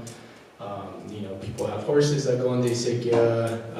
Might be potential of stepping some horse poop and then tracking that in, or something different, maybe a dog. But thinking about that, who is around the people that might be around your area. Something to also consider is, you know, having people there can implement a food safety, and also people can be a source of contamination. You don't know whether that person's sick or where they were before, so that's always something to consider. When we think of, you know, the culture of food safety, some things to really look at would be clearly communicating expectations, maybe some signage, potential training for people who are going to be coming to work within your operation, logbooks, really thinking about, you know, when there are visitors, if you are having them kind of sign off on something to let them know that, you know, they are going to be in an area, potentially wanting them to keep up on washing their hands, and just let them know that, you know, they are going to be there. So if there is anything that might happen, maybe a potential contamination or something maybe tracked in an area where it shouldn't have been. You're keeping track by having those logbooks. When it comes to workers, thinking about designated break areas and trash zones. So considering those places to be, pretty high priority. Providing hand washing and bathroom facilities. I think this is, in relation to the farming aspect, but also within ranching as well. I think just for workers to have bathroom facilities that are, up to standards, toilet paper, soap within the bathroom where it could be accessible, and also thinking about taking immediate action if there is an incident. So those are things that are on the high priority list. And then, like you all mentioned, you've gone through training individually, but if you are having folks who are going to be within your operation supporting, thinking about maybe getting them some training just for, the food safety aspect, but also just being, brought up to speed on knowledge of maybe the way that your standards are for your own operation as well. If you are, going to implement and hopefully implement the culture of food safety, and just making sure that sanitization's happening, hand washing's happening, those clean breaks are happening, and just letting folks know where those break areas and trash zones are. A couple other things just on this slide, just really quick. Scheduling annual trainings, refreshers. Something that we do with our produce vendors is we let them know after they take a food safety training that they should come back every 2 to 3 years just to get retrained. And that just depends on anything that new has been changed or implemented, and also if it is, some folks that may be new to a farm, that they are getting just caught up to speed with those new things as well. Something you can do, within that time of training refreshers is updating policies or signage. So say like if you had a certain standard and then that has changed, making sure to update that within policies and signage just so others are, aware of that. Would be helpful. And I think this is something too that you all probably understand as well within the production of meat, but yeah, things to consider for potential sources of contamination. Obviously this is something that Emma had talked about earlier, but you could have blood, spit, bodily fluids. I mean, poop and vomit I think is a different situation. Clothing, right? I mean, if someone's coming to the operation and maybe hasn't changed and they're doing something different, maybe having something along the lines of figuring out a clothing policy, illness. I think, as ranchers and farmers, we still got a lot of work to do, so coming to work when you're not feeling very good, it happens. But if it's something that might lead to others getting sick or some other contamination, that's something to really consider. A part of those like break areas, those are really trying to keep an idea on the eating, smoking, chewing gum. Like, people are going to be people and they're going to do what they do, but having areas where they can do that away from production areas or packaging areas. Also, another big thing that we touch on too is cell phones, because cell phones are highly contagious of everything that you might put your hands on. Pretty filthy from what I've read. Yeah, I mean, we take our cell phone to the bathroom, we take it everywhere else we go, we put it on a table, and then you put it back in your pocket. And then thinking about sanitization, right, you can't really clean a dirty surface until you're actually fully cleaning your cell phone. Then you're probably still having whatever you did that day, put on your cell phone, and then you're getting all over everything else. Do you all have any, do you keep any, cell phones away from when you're doing the business of cutting meat or any? Yeah, we put it on. Yeah. But it's important, to have your PPE or personal protective equipment. Right. Aprons, particularly disposable ones, food grade gloves. Right. That kind of stuff. It's important to have them. And if you have a cell phone use, Yeah. have your workers put the cell phone away for a couple hours long. Right. They can go use it during the break, but then sanitize your hands and put your gloves on and keep going. Right. I tell workers, I'm not paying you to text your girlfriend on the cell phone every 10 minutes. Put your cell phone in the car. You can have it on breaks, but when you're working, you're not going to be using it. Right. Yeah. Yeah, I mean, cell phones. I let a guy go for that. Yeah, He just wouldn't follow the directions, and then it's like, put the cell phone away. right.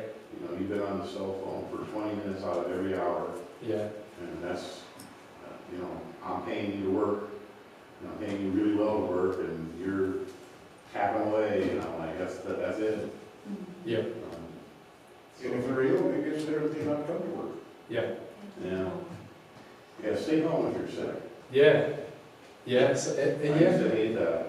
I go somewhere, you're being a big meeting with a bunch of people, and some guy come in and you look at him and you know he's got a fever, his face is all red, he's sweating. I'm like, oh great, we're all gonna get the flu. I told guys before that, people I work with that are co-workers, I'm not their boss even. Why don't you just go home? We don't want the flu from you. Well, I have to be here to the end. Not if you're sick. yeah. Yeah, I mean, it's tough, you know, it's people coming to work and especially in need of maybe trying to get that paycheck, but also knowing that they are ill, like, yeah, that's always something to consider. I used to travel extensively. I flew commercially 100,000 miles a year. And my biggest thing was that somebody would come onto the airplane and they'd have a bad head cold or they'd have a fever. And the airplanes do not bring fresh air in. They recirculate the air because it costs less money in fuel when you're at 30,000 feet because it's so cold up there. So I just do, when I see a guy, somebody come in and they were sick on the airplane, we're all going to get sick with whatever this guy had because they're going to circulate that air around and we're all going to pick up his germs. Right. And I used to hate that because I just knew that in 2 or 3 days I was going to be sick. Yeah. We don't like to wear them, face masks are pretty effective. Yeah. Yeah. Those don't work. The mask is an absolute big, Well, you've got to have the right one, you know. not, the, There's standards. no, because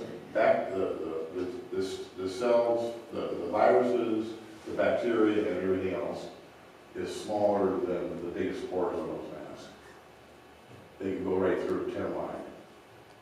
But it keeps people's hands out of their It's mouth. got a full. It keeps the right, like it prevents, in some circumstances, like if you're working on a packing line, having people wear masks ensures that they're not doing weird stuff like that, right? Well, Like, so it's almost like a physical barrier. When you're talking. Yeah, this too. the surgical masks were invented for surgeons so they wouldn't be drooling in the patient while he was operating on them. That's their purpose. You know, if you want to contain bacteria in that, then what you have to do is you have to wear a respirator. Right. You have to wear the ones with the pink cartridges. Well, that will filter out any virus out there, including Hunta. But a paper or a plastic mask like everybody, or a cloth mask like everybody was wearing during COVID, it doesn't do a single thing to protect you from any virus. Yeah, some things you could do to reduce the risk is promote frequent hand washing. You know? Get rid of the stuff that you maybe be touching on your face, like I just scratched my face. But yeah, thinking about that, and not to kind of segue away from that, but getting back to the portion of this, yeah, just some things reducing those risks is just really thinking about frequent hand washing, providing up-to-date first aid kits, really model good hygiene, right? And communicate expectations. Like, what are your expectations for your operation? It may be different from yours, right? But if you are, expressing that, having that communicated properly, I think that will just better work for your workers and the folks that are going to be in your, within your operation.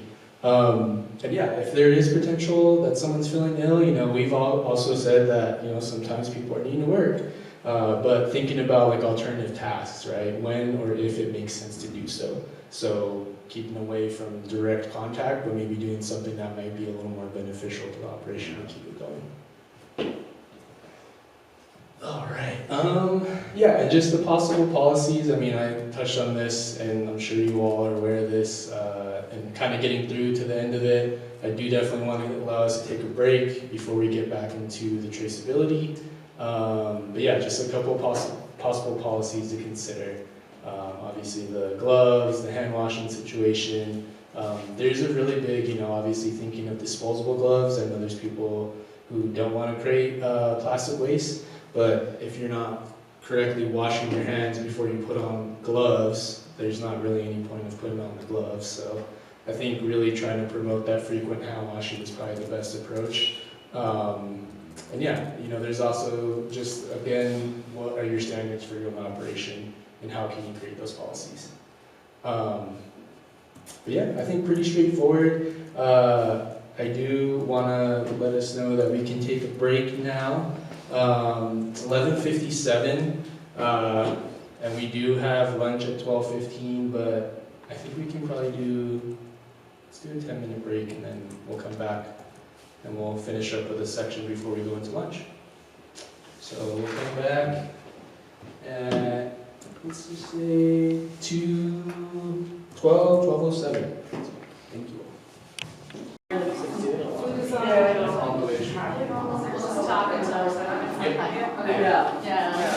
So I'm like, I want to eat. For sure, yeah. I know, so I think I might just some squash. Yeah. Okay. Oh, it works. It's like my house. Cool. Alrighty, folks, we're going to talk a little bit about traceability. And again, Chantal and I were just talking, full disclosure, you know, we work with diversified fruit and vegetable producers primarily. The MEAN program is newer to us in understanding exactly the systems for traceability. There's nuance there, right? When you take it to a processor, how it comes from the processor, as Chantal was talking about, with things like lot coding. But essentially, do you know what I mean? What comes up when I say traceability? Being able to identify that particular product that you have, be it by date or code or whatever you have. Okay. How about you? And yes. You know, sometimes I'll have a rather large group of stock that I would have butchered. Mm-hmm. And I worry about the butcher mixing things up. Mm-hmm. I sometimes want to have, let's say I have 2 sheep that are full-grown adults. They might be older ewes that aren't producing anymore, and they're not lamb Correct. or anymore. Right. So instead of, and then I'll have younger ones that are maybe considered lamb or maybe a year old, Mm-hmm. so or a year and a half old, and they're not technically lamb anymore, but then they're not old either. Mm-hmm. So I want to make sure that I can track that. Yeah.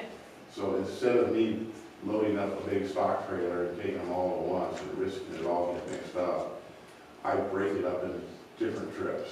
Got it. So And I you're don't really creating like lots. doing it that way because it's more time, gas, money. I mean, it's basically, going to butcher day for me is a whole day's work. I can't get anything else done except feed, you know, and the rest of the day is used. Yeah. So that's how I kind of track, you know, and keep my lots separate. Great. So that I know that when I go to pick those older ewes up, Mm-hmm. that's what they are, they're older ewes. And do you write that down? And pardon? Do you keep a record? Kind of, I'm not big enough yet, but. We would I recommend have- keeping a record of those I lots. have a notebook. There we So go. That's a it's record. kind- But it's not a formalized printed form I fill out. Sure. It's kind of loosey. I know in time that I have to, Mm-hmm. you know, as things get more complicated. My next thing is ear tags. Right. I haven't ear tagged yet. Right, and these are the systems that are already in place industry-wide, right? And so there are, you know, depending on your scale. But essentially what we're saying when we talk about traceability is being able to go to track a product, one step forward, one step back. So if it leaves your hands, where's it going? And then how did it get there? And this involves a processor, so we It's really... important if you had a recall.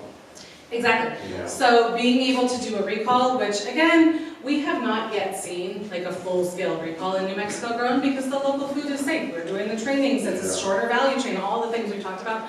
But it can happen, and if you got tangled up in it, we would want to make sure you're protected. So it's the ability to execute a recall, it's the ability to maintain product integrity, like you said, so that you can track lots. If there were an issue that isn't even food safety, but you're like, you know what? That came back from the butcher, or from processing, and like, it's suspect to me, right? Like, in any way, shape, or form, whether that's a quality thing. And so being able to separate out those lots so that we can get the accurate price for different products. Say, I sold half of this beef for this butcher block to these people and another person here, another person here. Yep. And being able to call those people up and say, Exactly. don't use that meat, I'm coming to get it. Exactly. I understand that. So we have, for produce producers, we would recommend, like a harvest log. We would probably say a lot code, like a packing log, that you could track your lot codes and dates, same thing, and mark it. And then we'll talk a little bit more about lot coding as we go through this. But we just said this, right? So in general, traceability is being able to track products. Records at large, they're helpful to keep. We talked about this a little bit, production activities, inputs, pesticides, soil amendments, workers. Oh, I did a refresh on this. I'm doing it back. Packing and storage. So if you have multiple storage spaces, knowing where product is going, say you're using 2 different chest freezers, having a system where you know what's moving through what, in case a lot did have an issue, things like that. And then you can do it any way that works for you. So your little notebook's fine, as long as you know the system there, and if someone calls you, you're like, oh, that's on this page, and it's under this circle. Sure. Also, we are going to be making more records available digitally. You can print them and write in them, or you can use them on a tablet, computer, phone, whatever works for you. Or you can just look at it and write those columns in your notebook, and that'll work, right? But again, the key thing is being able to trace the product back, and it's for your benefit. We do not want to see a situation, if there is a product quality issue, where you have to sacrifice a larger lot than necessary and lose money. Before they go to the freezer. Perfect. I use letter codes right now. That's Oh, that was it for traceability. Let me look at my note, because I need to have more on that. I think the other piece we want to talk about before we eat that hot lunch that just came in. Okay, so labeling. We're going to talk a little bit more about labeling when we talk about the approved supplier program requirements, but particularly for the meat. And Chantal and I think Kevin touched on this, labeling is pretty key. We do have to follow USDA regulation on labeling that's put out by FSIS, so I have a slide on that we can talk about. But this is where your lot coding system needs to speak to your invoicing system and your label, right? So you, if it only lives in your notebook, but you can't track it through all of those, we also have a challenge. Another thing that we recommend is a post-processing inspection. So when you pick up product from your processor, do you all take it back? You have it processed, you take it home, and then you distribute it to the end user, correct? And that's what you intend to do? That's what you do, Rich? Do they market it for you and distribute it? It depends. When we did the 50 head of sheep this last week, there was way too much for us to do. So we just had Donald take it directly to the Roadrunner Food Bank. Okay. So there's 2 things that I'm going to recommend then. In that case, have an MOU. Because they're responsible for the relationship with the end user, right? So if Roadrunner says, what is this, when they receive it, and then they call you and you're like, well, actually, I had him do it, it's his liability now. Having an MOU in place is just super helpful, because say you made more than 1 drop and you did 1 direct, but then he did 1, having it clear and having it in your record, those lots went indirect. In the case where you're picking up your own product and then you're distributing it to end user, we recommend what's called a post-processing inspection. So take a minute to look. I mean, you're going to do this anyways. You guys are business operators. I fully realize this, but things get busy. And so if it comes back from the processor sealed in a box, you should check literally every package and make sure that the stamps aren't that need to be, that they're not perforated, that there's not a bunch of blood on them. We get quality control issues with that, to be honest. When folks receive the product and there's blood spatter or dead flies within cases, these things happen. And it's really off-putting to a buyer, right? They open a box and they're, oh my God, what happened in here, right? So it's your reputation on the line. So do that quick post-inspection. Make sure the FSIS stamp is on each and every package. So as Chantal brought this up earlier, you can't repack once it leaves the USDA processing facility. You can't split the pack into smaller pack sizes, you can't add any value to that, you can't grind meat and then make it into sausage at a custom exempt facility. I had someone ask me, your PC is running low. I had someone ask me that, they're like, well, I had it processed through a USDA facility, now we want to make it into breakfast sausage, can I take it to my custom exempt pack? And I said, no, you can't. That all had to happen at the USDA facility. So just be really clear on those pieces. And then, yeah, check the boxes. If you're getting boxes, if they are coming already in a box, making sure that the box is clean. We recommend a food grade liner because stuff happens, and also we're dealing with moisture in the case of things melting as well, right? And so put a food grade lining in there, we have them, if that's helpful.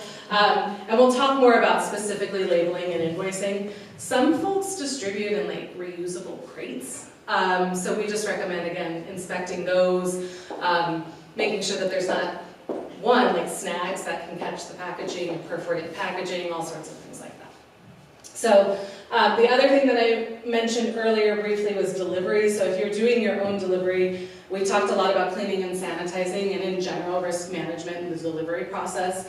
I love the idea of just taking the whole chest freezer, like where that's relevant, especially for direct market. But making sure that when we're doing our delivery that the vehicles are cleaned, if you're doing any co-mingling. So if you are taking eggs and taking meat, making sure that those are clearly distinct and separate areas and that none of that product can come in contact with the other because eggs are an allergen, for example. So just making sure there's no co-mingling in the delivery, and if so, that you're separating in a common sense way. Temperature controls. Okay, so how do you guys address temp right now? Coolers of ice. Coolers with ice, and how do you know that they're all right? Well, It's really hot, say it's like 95 and you had to stop for gas or you got a flat tire. Do you know how long you have on that cooler? Well, it stays food safe. I use those really super duty ones, Like the Yeti fishing thing? like Yetis, or I don't have Yetis, but I have knockoffs. Well, no, because you're not a millionaire. I don't think you have a fleet of Yeti coolers. I mean, maybe you do. Maybe you're rich in Yetis. No, I looked at Yetis and I was like, how is it for that? I know, right? It's a cooler. And so I got researching on the internet, and I found two on the internet that are half the price and they're just as good. Nice. So really high quality coolers. Yeah, don't use those like dinky Walmart picnic kind that barely hold anything cold. Those aren't going to do anything for anyone. At a minimum, use a fishing grade cooler, you know, the thicker sidewalls on them. You know, again, making sure that it's something that you can easily inspect. So avoiding color is a good idea. Like the blue and red, white are better. You can really easily see what's going on there. And then a recommendation that we have around this for managing your temperature, which actually first let me ask Chantal, how do you manage cold chain? The poultry? Cold chain. Oh, the cold chain. Mm-hmm. So like, sorry. So like you pick your meat up from the processor, you take it home, what happens next? Or do you not take it home? Do you take it straight from processor to market? It, like I said, it depends on what the size of the order is. Let's say it's a small order. So usually we will pick it up from, and so the different processors also have different things. So like Donald is Zenitram, puts everything in boxes and does not do lot numbers, but he does break down how many pounds each of the cases is. Rodney at Fiesta Meats does these onion bags and has, every animal that he processes is its own lot number. So his are really easy to track for us, but Donald's are not. So going back, like, so it's probably going backwards. No, it's good. And let me give you one of these for the sake of the demo. All right. No, you're totally fine. I'm never a microphone user, so. So what we, is it on? They need to turn it off. Did I Just turn it slide the off? tab all the way Is up. that all the way? Oh. You can have this one. Okay. Well done. So the process that we use, like doing 70 hemp sheep, like I said, they're going, this month they went to the different processors, and usually we're trying to utilize both of them because USDA processors are really hard to come by in our state, right? There's one in Roswell, there's one in Elephant Butte, New Mexico, and then there's Donald up at Zenitram that we can use. the folks in Raton are back too. Are they? They reopened. Oh, that's good. That's good to know. So we have started, because Donald does not do lot codes or anything else, we have only been sending one producer's animals to him at one time, so we can at least, at the very least, he puts the date of the processing on his packages, so then we can trace whose farm that animal came from. So that's the only way we can trace them, because we don't even have stickers that'll stick to the frozen packages. to be able to trace them later. And nobody wants to, even writing it down on the packages, it looks like really, really trashy. So, we're trying to elevate the lamb experience, right? So that's one of the ways we do it that way. And Rodney, like I said, he separates everything. Every animal that he processes is its own lot number. So if one of those lots has to be recalled, I don't have to take all 20 sheep back and get rid of them. I can just get rid of that one. And we're typically keeping the producers separate at each of the processing facilities. And we have an Excel spreadsheet that we keep everything in track of. And I can just hit Control F and find whatever I need to find in that Excel spreadsheet. So I don't have to rifle through a notebook. So that might be something you want to look into. And then once we get it, it's either my partner Deborah will go down, and she has 3 chest freezers on the back of her Ford Ranger that is our delivery truck, and she will load up all the meat into the freezers that have been freezing all night, and she'll shove them in there and bring them all the way up to Los Lunas from Elephant Butte, or she will pick them up from Donald up in Albuquerque and take them down. She's usually the person that does it, or we have Zach Withers pick up our meat from down south or up north and take them to Deborah. She is our distribution point, and then from there they go into the commercial freezers, and the FSIS inspectors come and inspect your facility. So what they look for is to make sure that every time you're in that freezer, you're marking down the temperature that's in there. And I'm really bad about keeping a notebook and actually utilizing it. So I bought they're called Govies from Amazon, and they have a temperature thing that connects to your cell phone that'll tell you, if your electricity goes out, and it'll monitor all the time. And you can send the reports to your computer, and I upload it once a month, and that's basically how we do it. And then from there, right? Yeah. Have you seen the system called Ocrio? Similar thing, right, where it's monitoring. I'm looking at the actual temperatures of my freezer. So if your power goes out, it sends the alerts and stuff.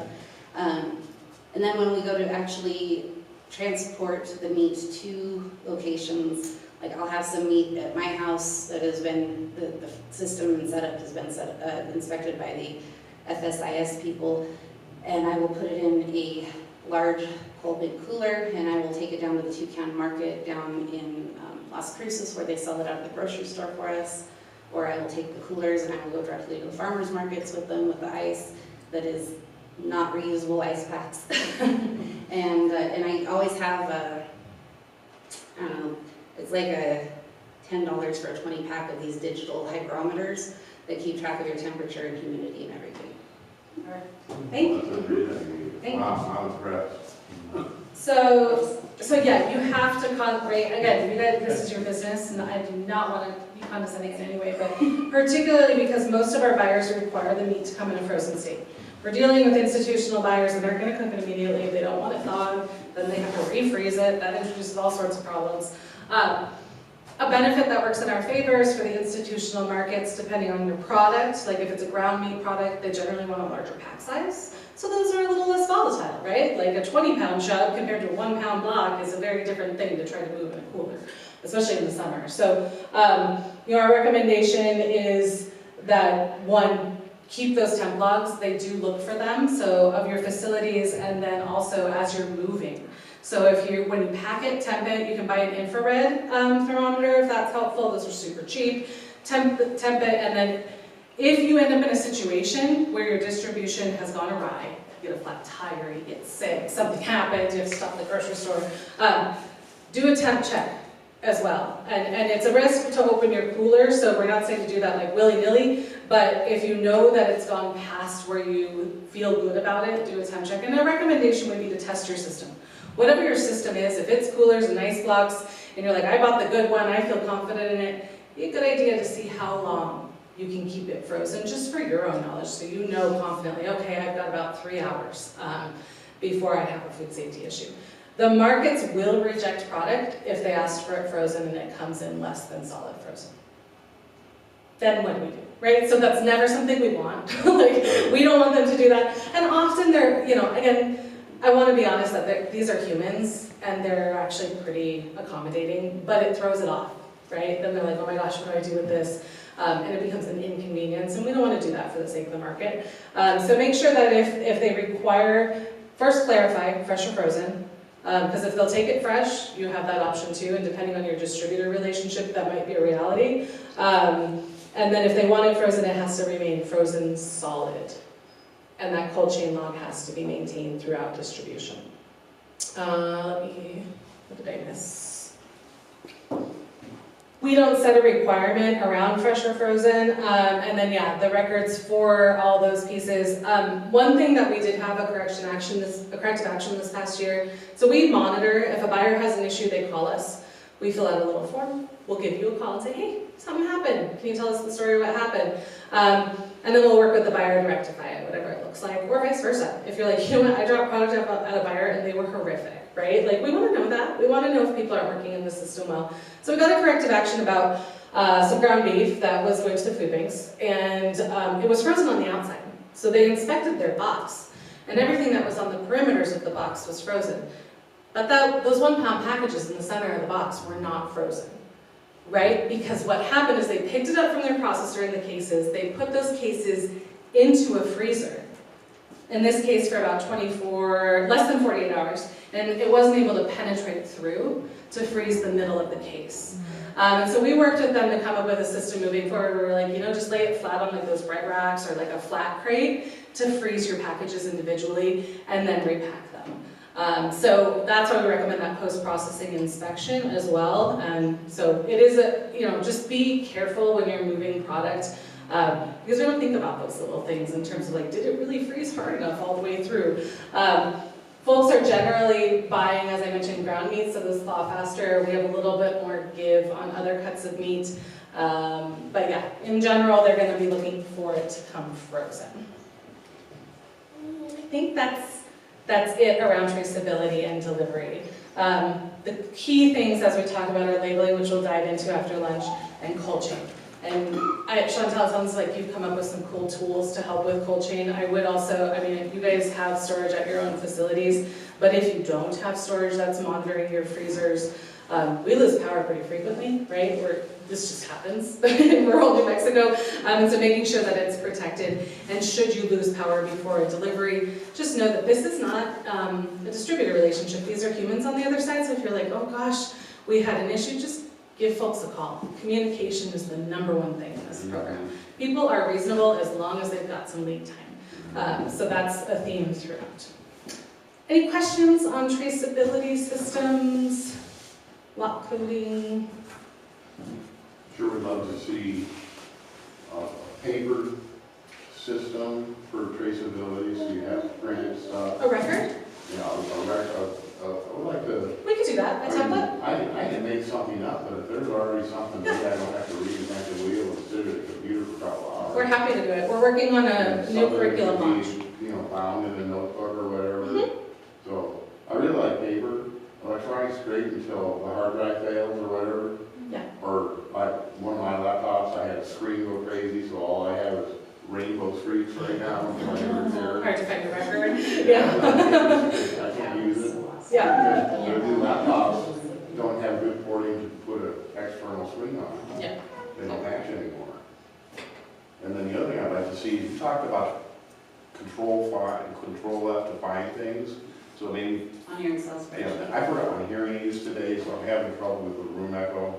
But do you have software program too? It's an Excel spreadsheet. Okay. And what we'll do, because we do this for our produce producers, is we can create a packing and sales log for you.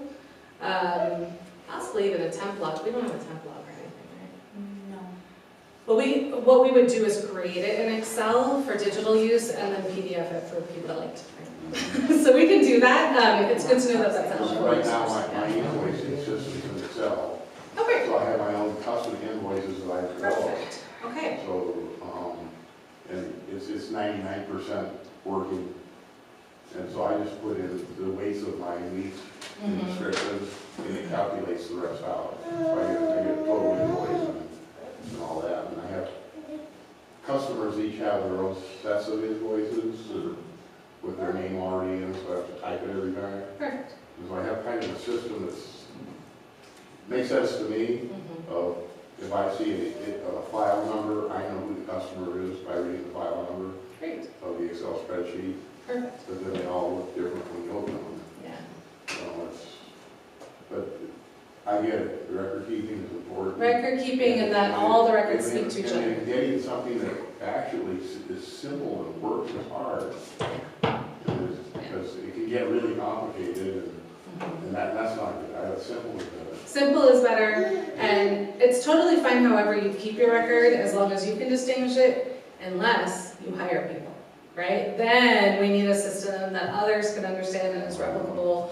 And these are things that also we can provide some technical assistance on as an approved supplier. So just know you're not in it alone. These are systems that are changing and improving, and our invoicing requirements, which again we'll talk about after we eat. But there are specific requirements for the institutional invoices, and so we can help you, look at your invoicing system and say, what do you need to shift if it's not meeting the standard. I'm missing something.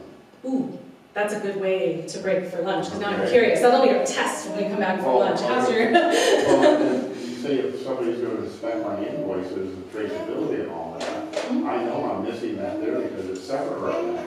There we go. So you just open my eyes up here big time. Because I can't look at an invoice and say, oh, that was that lot of wheat that went. And I know in my head what went, Right. but it's not Yep. You need a sales law. on paper. I can't prove it Yep. except for my knowledge.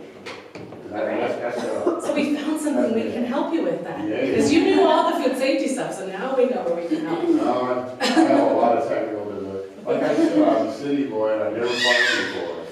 And I never had to do this before. Yeah. And the things I did before, sure, I had to have traceability, but they weren't related to human safety. Right.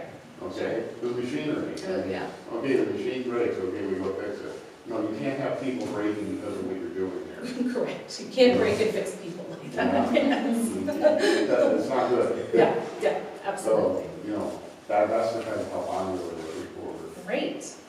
Then after lunch, we're going to move into market. So we're going to talk about the New Mexico grown market. We're going to talk about how we get you guys approved as suppliers as soon as you're ready. We recommend doing it as soon as you are ready to begin building relationships with markets. So you don't have to go through the entire process and then be like, then I'll call the school. We actually suggest trying to feel out what the markets look like during the process. And again, we have some different tools we can provide. So we'll talk about that after lunch.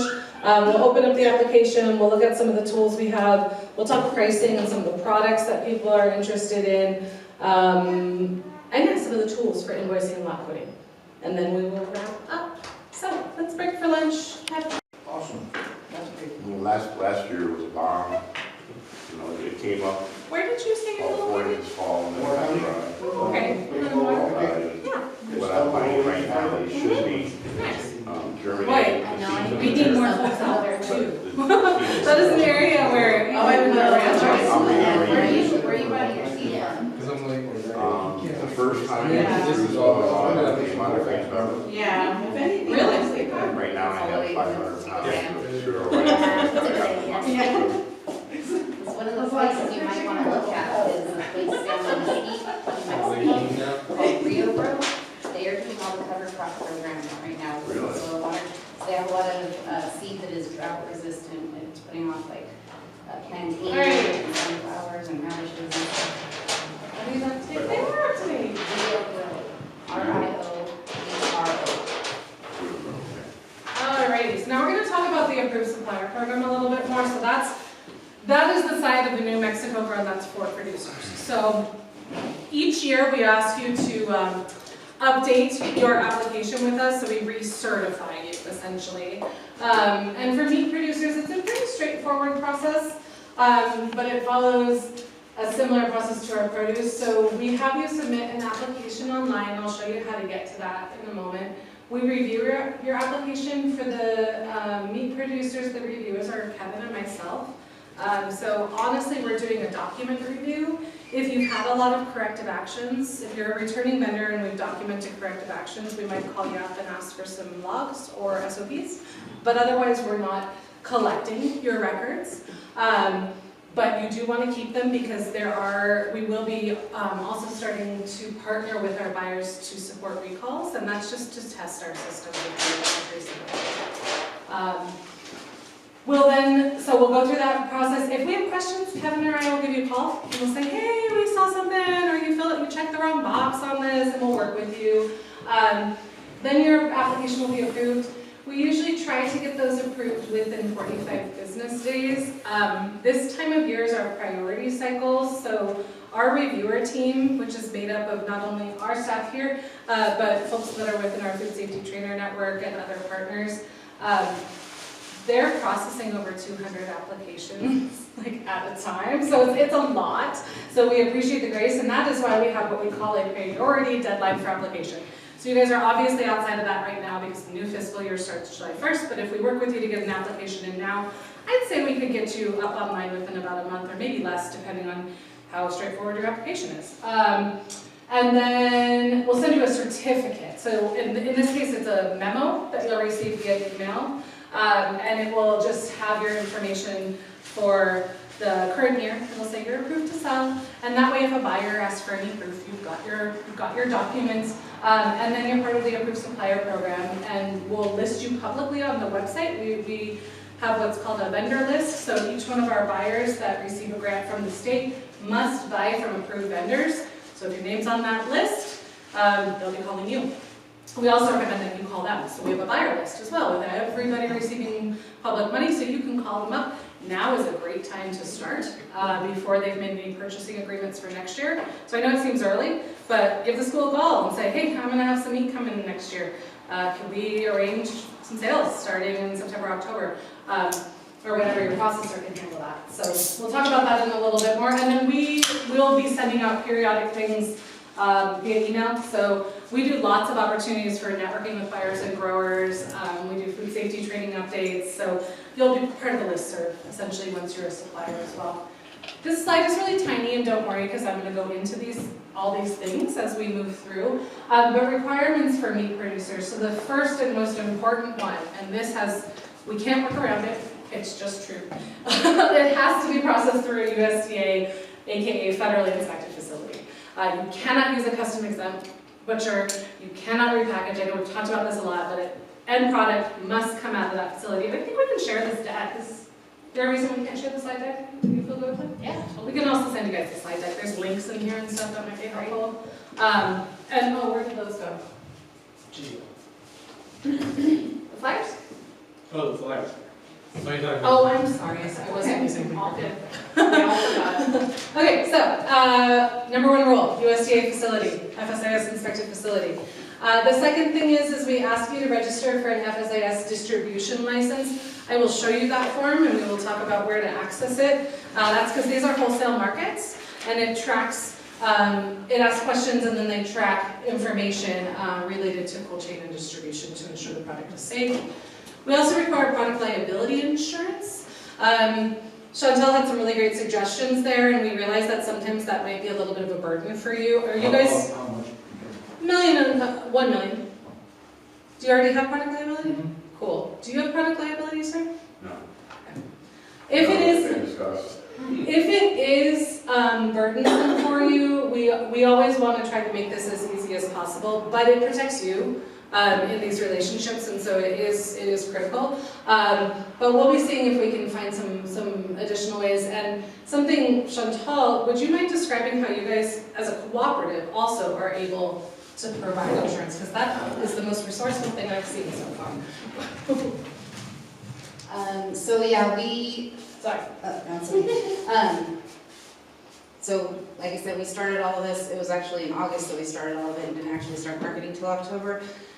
But one of the things is the insurance that the approved supplier program had us, and I was actually working on it, trying to figure out where to go for like 3 months, and then I finally got a hold of somebody who told me, oh, why don't you just go to this program?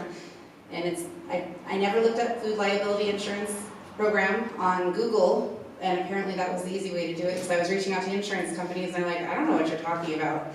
But the food liability insurance program we use, it costs like $40 a month, and all the people that are, so we have this co-op and we have this aggregation thing, so we're working with producers around the state, and if they pay for a membership with us, we add them to our, it's like $100 a year. Because we don't get paid to do any of the marketing that we're doing. We're doing this all just to grow the company and grow the meat industry for lamb in New Mexico. So the producers who pay us $100 a year get put onto our food liability insurance program, and with that one, you can add as many producers as you want. There's no limit to how many people you do, and it's actually the same insurance program that the farmers market around the state uses. So, Thanks. Yeah, so if you're working with other producers in your community, or this might even be something TCEDC could look into as added value for the mobile Montanza, you can cooperatively seek this insurance. So, but it is a requirement for the wholesale marketplace. And if you need some support, it is hard to find. A lot of people have managed to add it onto their existing insurance, but they also access it through Farm Bureau. NMDA can also help put you in connection with folks through the Taste the Tradition program. Those are the logo program people. I don't recommend just calling random people in NMDA, but we can give you a contact for someone that actually knows that information. So that's product liability. The next one is to register with the NMDA Grow the Tradition logo program, and that's part of our partnership with them, just to be able to continue to grow that brand. It's a free registration. I'll show you the form online, and it has some cost share benefits for you as producers if you want to engage in marketing. They'll pay for things like you can buy things at cost for point of sale materials, but then also they'll provide some things for that, go into marketing your products like labels and other supports throughout the year. Also participating in that program gets you information about the various NMDA grants that might be relevant, like the Healthy Soils Grant or the Healthy Food Financing Grant, which both are administered through NMDA and are really good fits for small scale producers. Labeling requirements, we'll talk about product labeling, but you must comply with that. And then the kicker, what does New Mexico grown meat? Right? And this is a little bit complicated, and this is where we worked with a series of roundtables with folks. We've talked about the fact that you have to slaughter these animals at a USDA certified facility. We've talked about the fact that there's only a few of them. They're backlogged. They're very hard to access. So we understood early on that we were going to have to be a little bit more broad and allow people to process out of state. So if you have an out-of-state USDA processor, you can do that. You can take it over the border, that's totally fine. In that case, the animal, so you have to meet 3 out of 4 criteria. Born or raised in New Mexico, fed and finished in New Mexico, slaughtered and processed in New Mexico, and the animal ownership maintained by a producer throughout that value chain. So in other words, you're not selling it off and then bringing back the end product, which that happens with beef. In a lot of areas. And this is an attestation, so when you apply, you'll go through and consider that, and then your traceability records are what would be used to substantiate that for source verification. So again, must meet 3 out of 4 of these criteria areas to be considered a New Mexico grown product. Are there any questions about that? Okay, cool. Let's continue. So, these are those processors as listed on the up-to-date FSIS website right now. I don't know if you guys have ever checked it out. It's really not a very cool website, but it has lots of good information because we can look up processors where their licensure stands today. So if for some reason one of our processors get paused for any issues, it happens. We had a couple of pauses last year. We get notified. And so we ask that as a producer, if you're in one of those circumstances, you let us know, hey, my processor got paused. Then we'll look it up, we'll reach out to them and find out what's going on. Sometimes there are things about animal welfare, sometimes they're minor dings, sometimes they're big, and we do care about that. So here's the list of processors. Again, capacity varies, and Chantal and I were just talking about this, you might call and they'll say, we got a 3-month wait list, we got a 2-week wait list. The pricing is also different, depending on who you choose to work with. And ultimately, as we've been describing, ensuring that your log coding systems align with your processors can be really, really important. We do have a state meat inspection bill that just passed, and so state meat inspection is going to be coming on within the next year or so, and we'll update our standard because state meat inspection meets the federal requirement. So once we have a New Mexico state meat inspection program, you can take them to those facilities, but right now, it's just the USDA. How soon will that come? This year? NMSU says it's supposed to be in effect July 1st, and they're having a class about it. They do. Yeah, I'm going to said class, but yeah, I mean, they're supposed to roll it out this fiscal year. So yeah, July 1st. I would anticipate before we see a real change in value chain capacity, it would be at least mid-year. Yeah.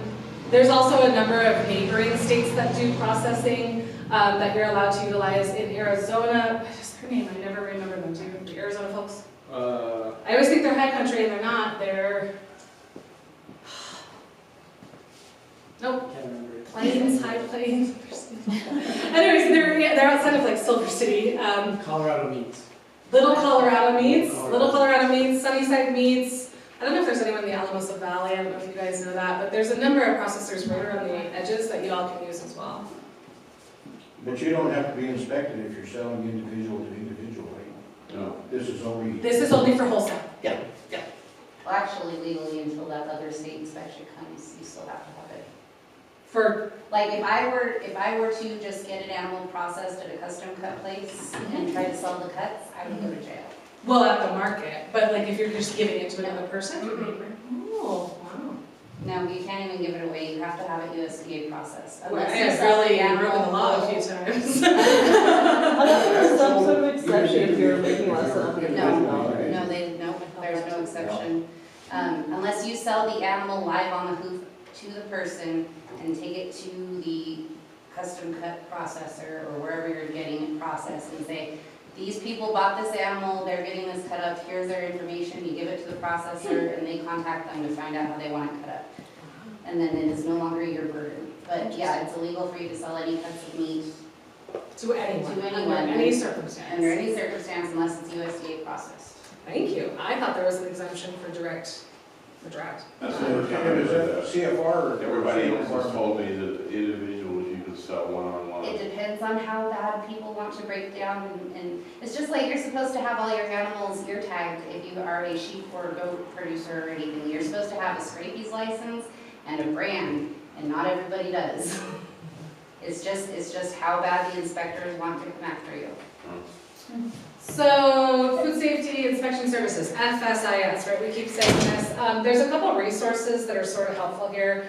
Again, we can share this presentation with you, but there's the summary brochure that does have some highlights around the different types of consumer markets and what's required. And then there's a very lengthy document that has guidelines and best practices for transportation and distribution that relate to those audits or site visits that could happen. So it's a good tool to take a look at. And essentially, when you fill out this form, which is what we require, you submit it directly to FSIS. They come back with a number. You're issued an individual FSIS number as a distributor. And that is how you get registered with FSIS. The process, it seems like it's been moving more quickly recently. We've seen some folks fill out the form and receive a number much more quickly than it was early on. So if you are trying to apply, you can fill out the form and take a picture of it and just upload it and send it to us. And then when you reapply next year, you can put the number in instead. So we just need proof that you completed the form. And I have to say it because some people have done this. When you submit it to us, we don't submit it to them. So you still actually have to send it to them. You probably have a website that has this one on. And we do, it's linked into our application as well. So when you start an application, the link is right in there, it'll take you to it. The screen is really tiny, but the form is sort of complicated. This is one of the things Kevin and I probably have to provide the most technical assistance on, and Chantal, if you want to add anything, please do. But generally speaking, we're looking, they're going to ask you the form of your organization, so it's pretty often individually owned or LLC, depending on how you have your business incorporated. And then the nature of business. For our purposes, we only require you to register your meat or meat products. There's also a poultry products checkbox there, so I just want to name that we only require the meat because we don't have poultry in our program. Then it asks what you're doing. This seems to be where people break down. So the options are domestic broker, public warehouse, import broker, wholesaler, renderer, something about fish farming, animal food manufacturer. So for the majority of our folks, what you're going to be selecting is domestic broker. Is that true for you, domestic broker? Well, we did wholesaler too. So We've seen, those are the two that have any relevance here, and as people work on it, those are the ones that we see. My assumption is that none of you are doing you're not rendering and things like that, that's more complicated. So then you're gonna put in your address and your information, and that should include if you have any secondary operations that fall under your business, they'll need to list both of those. So if you have 2 counties, for example, you should put both addresses in there. And then on the bottom, it says certification by firm official. Don't mess with that part. You're done with the form, you take a picture, you send us one, you submit one to them, you keep one. No? And then they're gonna send you a number. Keep the letter or the email with the number, and then you'll also submit the number to us. Definitely keep your second copy though, because mine got lost for 3 months.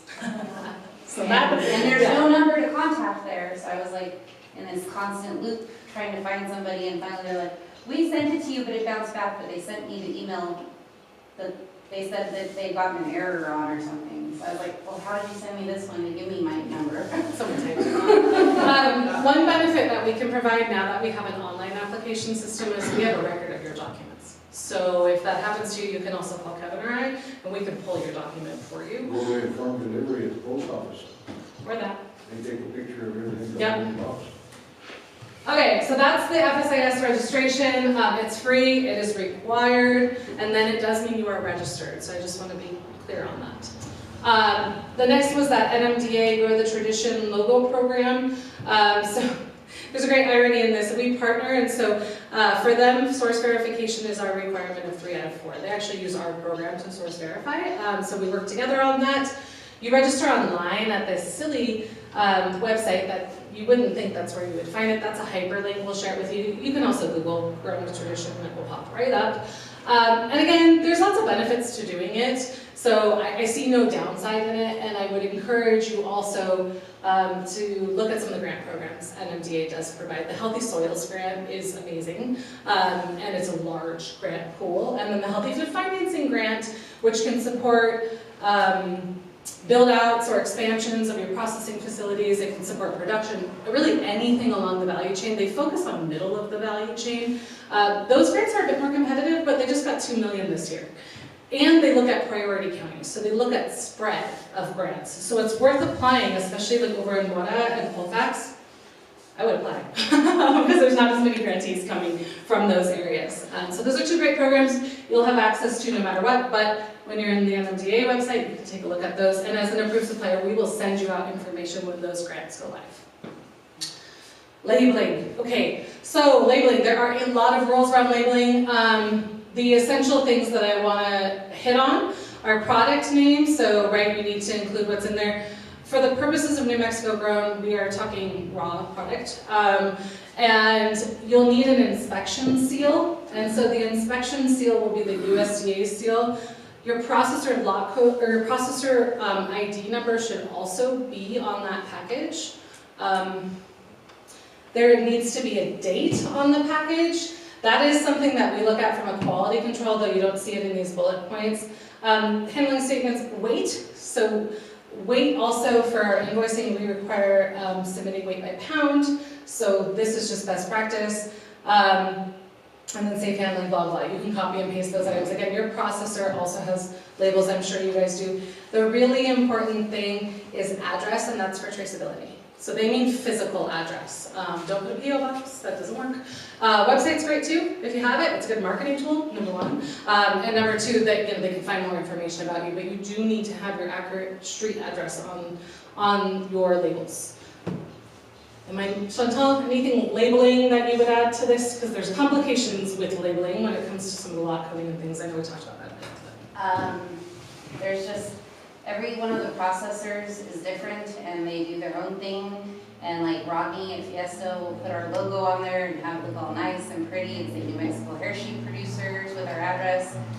But Donald will not do that. He'll put our address and our name and that's it.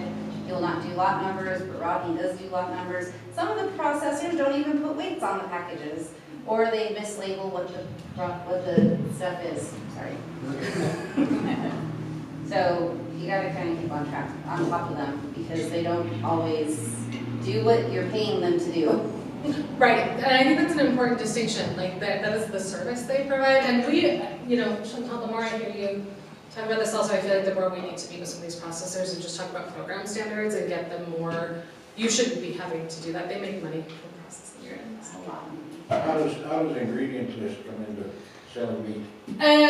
So it's not relevant for us because we don't take processed products, but if it were a processed or a pre-cooked product, if you have salt, if you have, or sausage, you can sell raw sausage to our program. Yeah. So any additions that go in. But I mean, just a steak, I mean, what?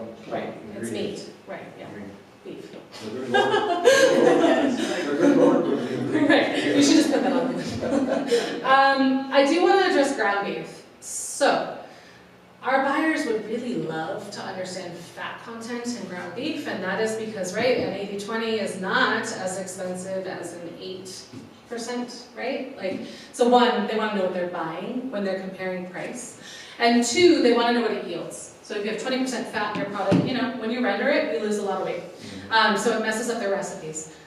We have also heard from particularly some of the smaller folks that it is burdensome to get a fat analysis. So our take on that is we don't require a fat analysis on the package because it takes special equipment and it has to be verified consistently, and we're just not quite there yet. That's an ask we're going to be bringing to NMDA because it's an industry-wide need. But in the meantime, we recommend that when you work with buyers, if you have any ground beef product, what I've been told by multiple producers, so I'm ground truth this, is they're like, you know when you pick up that package, you can make an estimate on what you're looking at grade-wise in terms of fat content. So that's that communication piece. Let the buyer know, hey, usually we're aiming for about 10%, it's a high-quality product, it's on the lean side, or hey, this is a really fatty product. Let them know because actually they want different things. So it's not to say there's not a niche for both, it's just they don't want to be surprised. I've heard there's an X-ray machine that gives it to you right away. Yeah, and then there's some other like division machine that you have to run through like a whole thing. It gets very scientific very fast with that. And that's why we understand it's evidently cost I burdensome. mean, when I went to school, we counted doing squares, you know, in graph or something like that. Yeah, right? And that's how we figured our percentages back The other variable of ground beef is water. Yeah. You know, I mean, I've seen lean ground beef before, and you cook it and the patty shrinks down to like, what is that Right. thing? Yeah, You know, and what it is they've injected a lot of water into the meat. right. And so often, you know, on Yeah, products, I you'll can tell see you that, you'll see it named when, sometimes you will see it named the 3% solution, right? They will name that. That again, these are also processor issues, so this is part of the system we need to improve. So I guess what I'm saying is you don't have to put on there your fat analysis, but we do recommend when you're having those conversations with buyers, let them know. Especially if you have a really lean product, or if you're doing grass-fed. Grass-fed requires a certification, I want to be clear, you can't market your product as grass-fed unless it is grass-fed indeed, but you can tell the buyer, we practice this, right? No, I'm not certified. Same thing with our producers, we have few and far between certified organic producers, but most of our producers produce organically. So that's the conversation to have with your buyer. I use the word naturally, but There we go. Perfect. I don't have to have the organic in my vocabulary, Mhm. which when you hear organic, people are all like, certified, federal certified, you know. Right. And like you said, it's a hard certification to get and maintain. And to be honest, the market will not pay you back for it. Like I am rare to be blatantly honest, but you will not get that niche that makes it worth going through any additional And certification. here's the other real issue too, that has nothing to do with any of us, is that if you go talk to farmers, you can have a farmer that will be out there, he's raising his hay as naturally as he can. And even if he has an organic certification for his hay, and the guy in the field next door does not have Correct. an organic certification, and uses pesticides and herbicides and everything else, if the wind is blowing the day he sprays, over it comes. Yeah, So, exactly. you know, that's an issue there, and that's totally out of our control. Or Absolutely. even knowledge maybe. Yep. And again, I want to be clear, certified organic meat will not get you more money in this market, Not anymore. unfortunately. You- That is a reality. Yeah. Yeah, Chantal, what would you add? I was just gonna add that just make sure anything on the labels, you do not mess with the label in any way. You cannot put your if it comes from the processor with whatever you want on it, that's great, but they're not gonna do it because it has to be approved by the USDA. So for a while, we were trying to get the New Mexico Taste the Tradition put onto our labels with our lamb, and they said absolutely not, even though we have the contract with an MDA saying, hey, we are an approved supplier or logo program member. They said they cannot allow anything else to be on the label. So do not touch the label in any way, however it comes from the processor is how it's supposed to be. Thank you, yeah.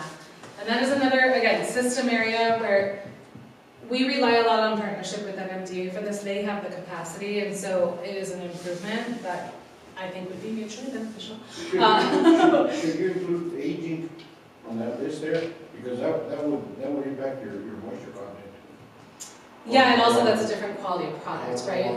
Depending on how long you age it. I don't know, honestly, that's over my head because I don't know if there's an industry standard to substantiate that. Like if you put it on there, how do you have to prove it to have it on there? Because dry aged beef is a classification. I mean, if you just package it up right away, you're gonna have a lot of water. Yeah. But if you age it, Right, yeah.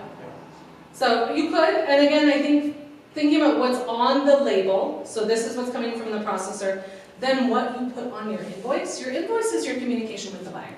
The labels, they're checking them when they come in, because we ask them to, mostly for the USDA purposes. But it's the invoice that sticks with them. So if you're thinking about what's the marketing material, it's the invoice. The labels get ripped off when they get cooked. You know, so like, yeah. So think about what statements you could add to your invoice, and you're free to play with that, which takes us to that. Can I have a second? Yeah, of course. We're at labels. Is there been a significant change in FSIS and USDA about 3 years ago that caused a big problem with labeling? Because I have some experiences with labeling where it was really a difficult situation with Donald over here. So has there been a major change in the USDA activities with butchers? I think Donald's just set in his ways. I don't think there has been I mean, you know, all of the legislation that came through the Food Safety Modernization Act, which included things about labeling, and it's more than just produce. So in general, there's more attention on labeling, on traceability, on things than there were before. But I don't know that there's been a shift. I think the biggest thing that we saw in shift is just the complete invisibility of USDA through the pandemic, and now with reduced staffing, the ability to get technical assistance. So for processors to get the label approved, for example, could take a very, very long time. So they're not going to change anything, right? Because what happened to me is, that, you know, for years Donald has given me his USDA label, and it didn't have my name on it. Okay, and so I could sell it. I had that round logo. Okay, and then all of a sudden, my next set of butcher 3 years ago is not for retail sale, right, in bold letters across the label. And he knew it was going to be sold, raised to be sold. And so I'm back to him, and the first batch I took, I was like, okay, this was an experimental pig with feed. And the next, and I went back to him, and I said, well, what's with the label, Donald? He says, I cannot put my label on there, I cannot put USDA on there. And it has, or he did put the USDA on there, but it says not for resale. I said, that not for resale has to get off my label. Why did you have it USDA? So we went around and around for about 2 months, and he actually had some of my meat that he delivered to me that said not for sale. And I refused to pay him for it or accept it until he fixed the labels. Sounds more like you got it custom cut. I was gonna say, it sounds like his inspector wasn't there and he did a custom thing or something, and he had a custom cut. So either his inspector wasn't there and he outsourced it, or something, but that, yeah. That would be the only reason it would happen to not for retail. I finally got my name below his name. And that's why when you go to sell, it has to have USDA in order to resell. Because if you go to custom cut, it says not for sale because it's not USDA inspected, and that's why I'm telling everybody you're not supposed to be selling unless it's a USDA processed animal. So he probably did not have it inspected. That was custom. He probably didn't have it USDA inspected and just did it as custom cut, because they don't require inspections of any kind, nor do they require pest control in the custom cut facilities.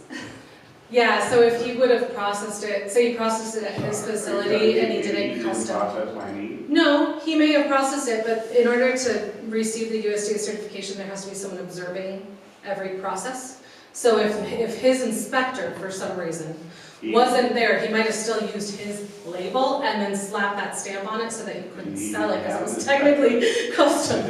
That period of time, he didn't have an inspector. Well, that would be it then, because yeah, you have to have an inspector, yeah. I was puzzled, but he wouldn't tell me. That's weird, yeah. And I think it's important to note that USDA inspectors do not inspect the entire process. All they are there for is to see the animals slaughtered and get hung up, and so they can inspect the organs. They do not do anything else from that point.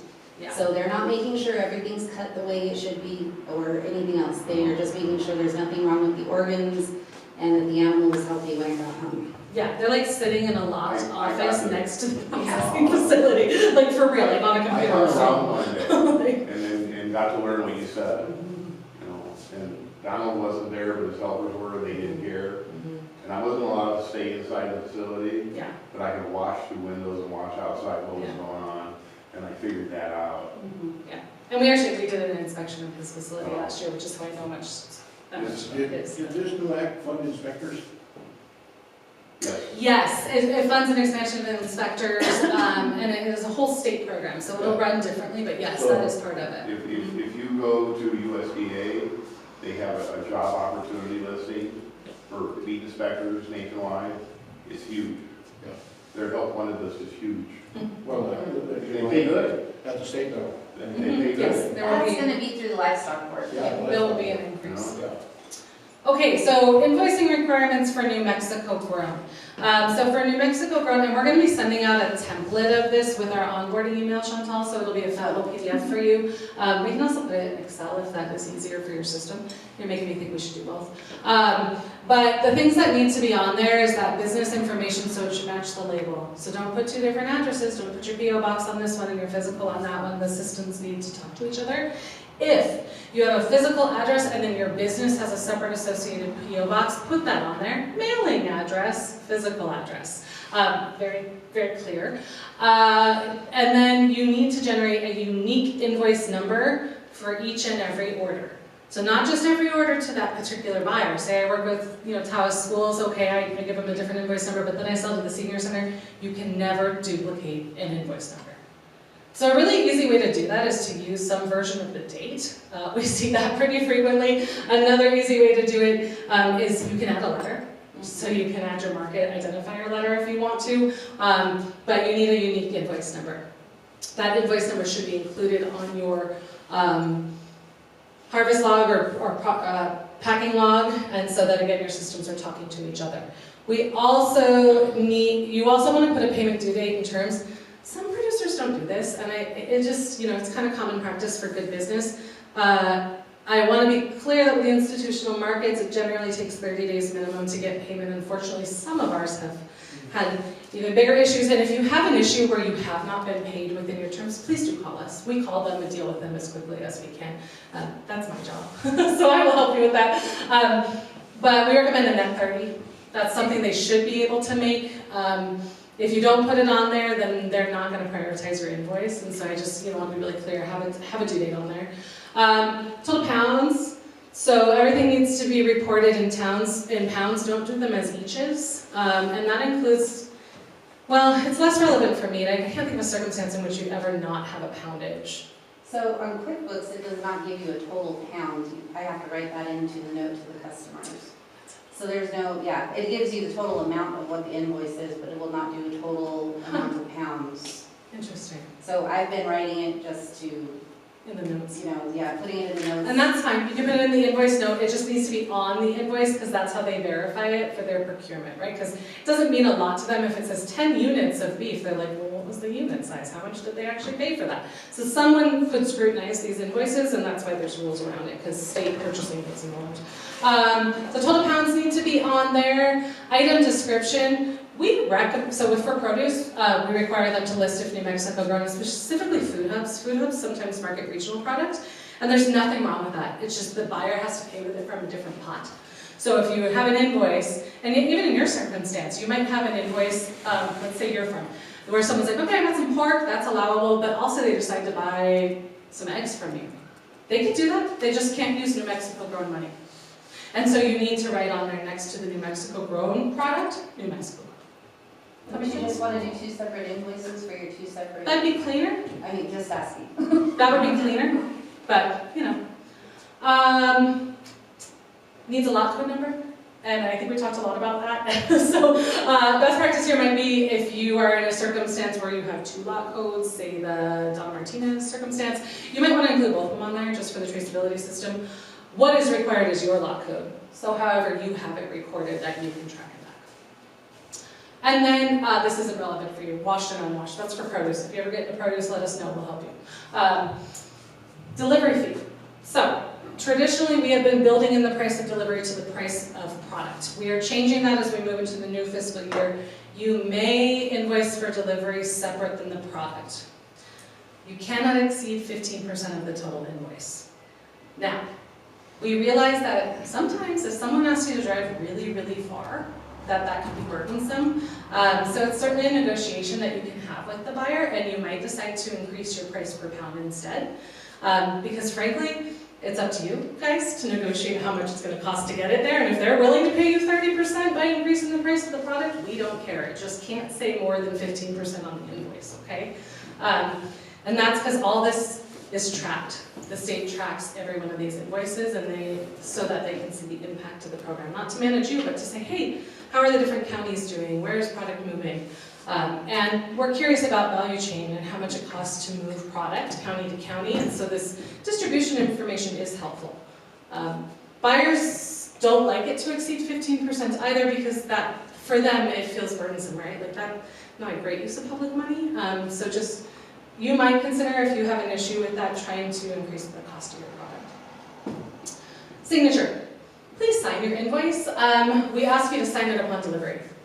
So if you're not direct delivering and you're relying on your processor, I would develop an MOU with my processor that says that they've taken that liability. The reason we recommend that you sign the bottom of the invoice is so that I'm dropping this off, you're with Taos schools, you're like, yep, this looks beautiful. And I'm like, okay, can you sign that line then? Because I think it looks beautiful too. And then you're good to go. Everybody knows that we had an agreement in that moment, and you're released from liability as they assumed it and signed. Sign date, ideally time, so we'll probably add time into the invoices. Questions about the invoice?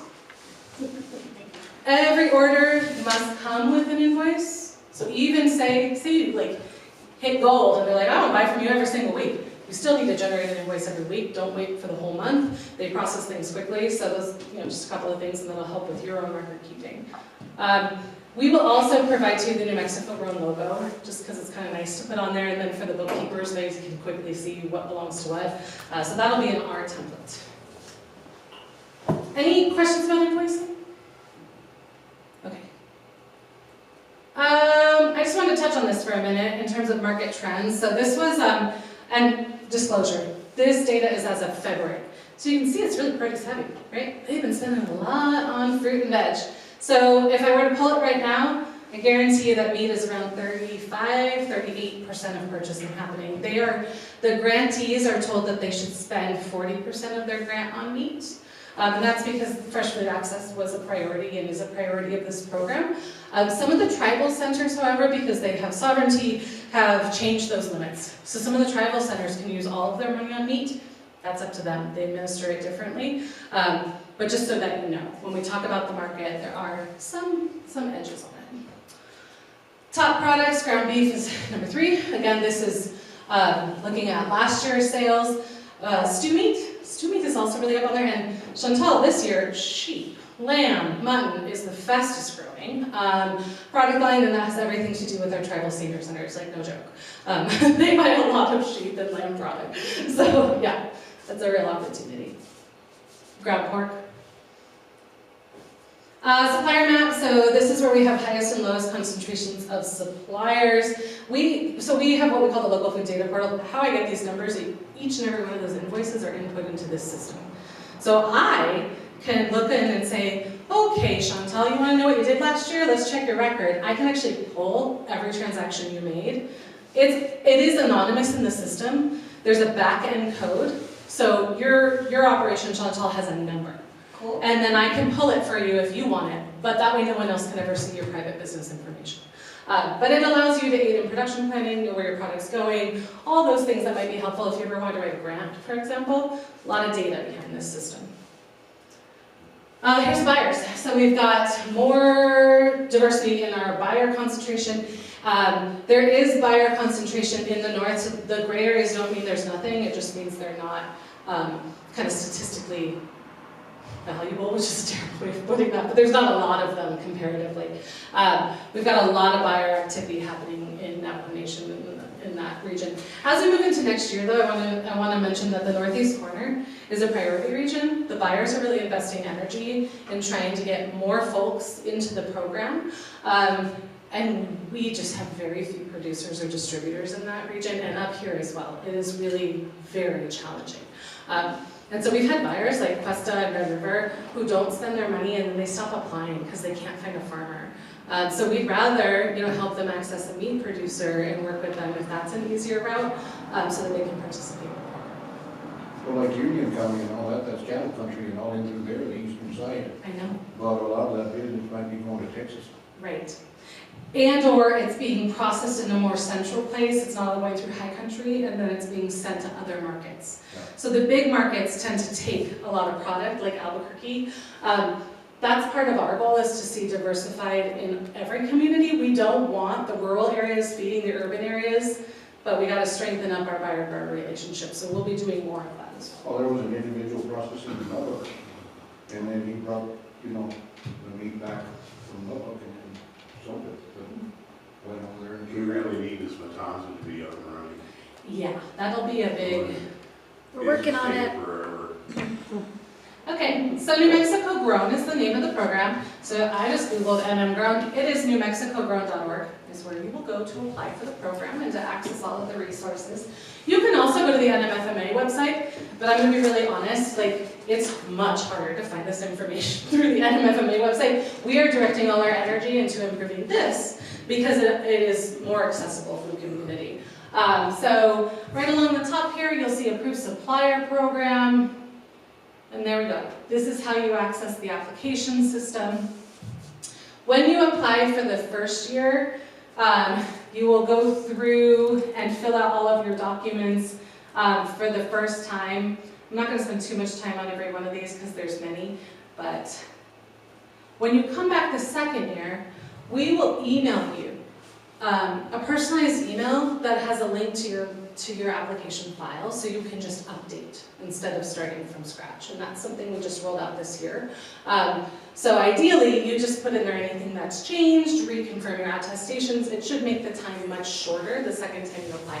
I am not going to move through this because it requires me to answer questions before I can go forward, and that's going to be very annoying for you guys. I type in New Mexico Grown and it'll pull up all It'll this. pop up again. So that's how you apply, and then that FSIS form is linked in there, Taste the Tradition is linked in there. So once you're in, you should be able to work through the system. There's this little button on the top, save, do that. Do that in case your internet cuts out or something crazy happens or you navigate away from the window, and that way it's saved for you. If you have any issues with the online application, reach out to Emma, and if it's a tech issue, we have a colleague, Scott, who will call you up and walk you through it one-on-one. He's very seldomly stumped, so he's a great resource. I'm going to go back over here. So, Approved Supplier Program. Oops, now I clicked it too many times. Oh, jeez. Okay, buyer list, vendor list. Oh, I hear my children coming. I'm going to be very distracting. So when you click on this is our approved vendor list. I'm going to go to the meat producers. So this is how buyers find out who they can purchase from in our program. You'll see what you put in your application is what shows up here. We're pretty clear about that in the application. There's different areas where you can put contact information. So if you work with someone who handles your sales, for example, maybe cousin or partner or something, you should put their information. Whoever actually answers the phone is who you want to make sure is listed on this. And I can't stress that enough, because we have farm owners and ranch owners that will put their name and they're like, oh, but that never answered my phone. I'm like, well, who's your marketing person? It's the marketing person that goes on this list. So if you're on this list, let's pick one. It'll pull up information. Again, it pulls it straight from your application. If you have a website or social media, we recommend that you add it in there. It's a good way for us to be able to promote. And buyers actually, if they choose to buy a product from you, they might want a picture or something like that. If you don't have a website, that's cool too. We can work with you if that comes up. But we do want to promote what you're doing. That's part of the goal of the program as much as sales, is to elevate our producers. So this is what gets produced. You'll also see when you move through the application, it asks you about categories of product available. That still says fall. Sorry. It's supposed to refresh each season. That should say summer. And it's not so relevant for meat, but it certainly is for produce. So when you answer the questions in the application, it's a bit annoying for meat producers, I want to fully acknowledge, because it asks you to recheck the boxes for every season. But for example, if you know that you don't process meat, and you won't have any to market for a particular series of months, select nothing those months, just so the buyers don't call you when you're not ready to serve them. So that is a way. Or if you only do like pork during a certain series of months and then you're not doing any slaughtering, you can indicate that, what product lines you'll have available, what months essentially, or what seasons is how we look at that. Yeah, so meat producers are all here. Some of these folks, I'm going to point out agricultural cooperative network. They're not ranchers, they're not meat producers, they redistribute product. So food hubs are also a market you could sell to if you're like, oh, I don't want to do all that. You try to get in with one of the food hubs in the state. They take a cut off your product, but they market your product for you. So there are benefits for some. Agriculture is an example of a food hub. So they distribute the product. But they are not a producer. And moving into next year, this list is going to differentiate that better because we really feel like producers should be the focal point, and then distributors are great, and processes are a whole different thing. So they're all listed on here. You can export these documents, so I'm going to take you over to the other one, which is the buyer list, because as a producer, this is pretty helpful for you. So these tabs across the top organize it. Again, we're going to improve the visibility of these. You can search it by county. I searched it by county, I only have one. It's the schools here. Now that's just for schools. So if I come to preschools, I can do the same thing. Because there's many, many columns here. There are no preschools here. So yeah, you can come into each one of these, you'll see they're listed by county, they sort by county. These are the actual buyers. So if you call that, you should be able to talk to someone who's responsible for purchasing, and they will help you with negotiation. If you run into a situation where that takes you to a dead end, let us know. There's a lot of turnover in these positions. We try really hard to monitor, but to be frank, there's a lot of turnover. So this is a big resource for y'all when you go to do marketing. And again, we will connect you to folks through buyer grower meetings, annual meetings, things like that. But it is up to you to establish those relationships, and we're here to help, 100%. Any questions on the website or what you can access here? Thoughts, Chantal? You look like your thoughts. I don't know if you want my thoughts. I'll take your thoughts. I'll take your honest thoughts. I'm gonna be honest, that list has never done me any good at all. Nobody ever responds to emails or phone calls to any of the senior centers I've reached out to. And Roadrunner Food Bank recently put in an order for lamb this month with us because they were like trying to allocate all their funds that they can before it goes away. And we didn't actually make a sale through homegrown until, I want to say it was February, March time, and we were an approved supplier from August or September of last year. So it's not necessary, I want to make sure everybody knows this is not a guarantee. It's just another avenue, right? So you're not guaranteed you're going to make a sale. Yes, that is really important, and it does take time to build the relationships, and we're talking about institutional buyers. Institutional buyers are used to doing things one way, like many of us. It's really a stretch for them to work with local producers and not just use a mainline distributor. This is why the program exists, right? Is to improve these relationships. But unfortunately, that does mean that folks aren't always super responsive. You are right.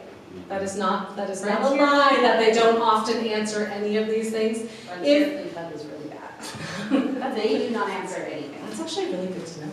And also, let us know if you're running into issues, because we really do try to work with folks and let them know what things could be improved. Some of the schools and senior centers will open up things like bids. Those tend to be kind of hard to access, but we'll let you know if they do. And then we do buyer-grower meetings, and our big goal in those is to bring the buyers to you face-to-face. We can do one here at TCEDC. We did one in Taos recently. We had pretty poor turnout from the institutions, though, I'm just going to be honest about that. There's a lot of relationship building that has to happen there, but it is one of our priority goals where we want to be spending more energy. We will also be bringing on, so we have community cultivators. Chantal is a community cultivator, and she's new to that role. This is literally our first engagement as a community cultivator. Tiana is a community cultivator as well for our produce folks. And these are people that can help you tell you the truth, number one, help you with your application, help you if you want to bring in a new product line or an expansion, and also if you want to build a relationship with a buyer. We're really hoping to empower our cultivators more to support buyer outreach, because really it's community member to community member, and I can come in as someone coming in from a different community in the state and push all I want, but I don't see them at the farmer's market or the grocery store daily. Like, I can't reinforce that good relationship as well. So it is one of our big goals. We are also going to be bringing in a value chain coordinator. We're down one person right now. A value chain coordinator is essentially someone whose job it is to help you all market. So we will be bringing that in. Hopefully this summer we'll have another teammate here so that we can better support. Any questions? So are buyers exempt when they buy from the producer, from the Carolyn County? Generally speaking. How deep do you want me to answer a question about procurement? Well, I mean, they, apparently they don't have to get multiple bids, you know, they can just go to a producer and buy it. Generally, yes. That says there's an amount of exemption there. Yes. So our state micro purchase threshold is $20,000. So a buyer can spend up to $20,000 with one producer. Now their district or their county might have a lower threshold. So for example, Las Vegas City had a $0 threshold. So we found out, and then my colleagues went to work on changing that threshold. So now they have a $20,000 threshold. So we also do that kind of work as an organization. But generally, yes, they're doing what's called micro purchasing. So they'll call you and ask for pricing, and if they feel it's reasonable, they can execute a purchase on their own discretion.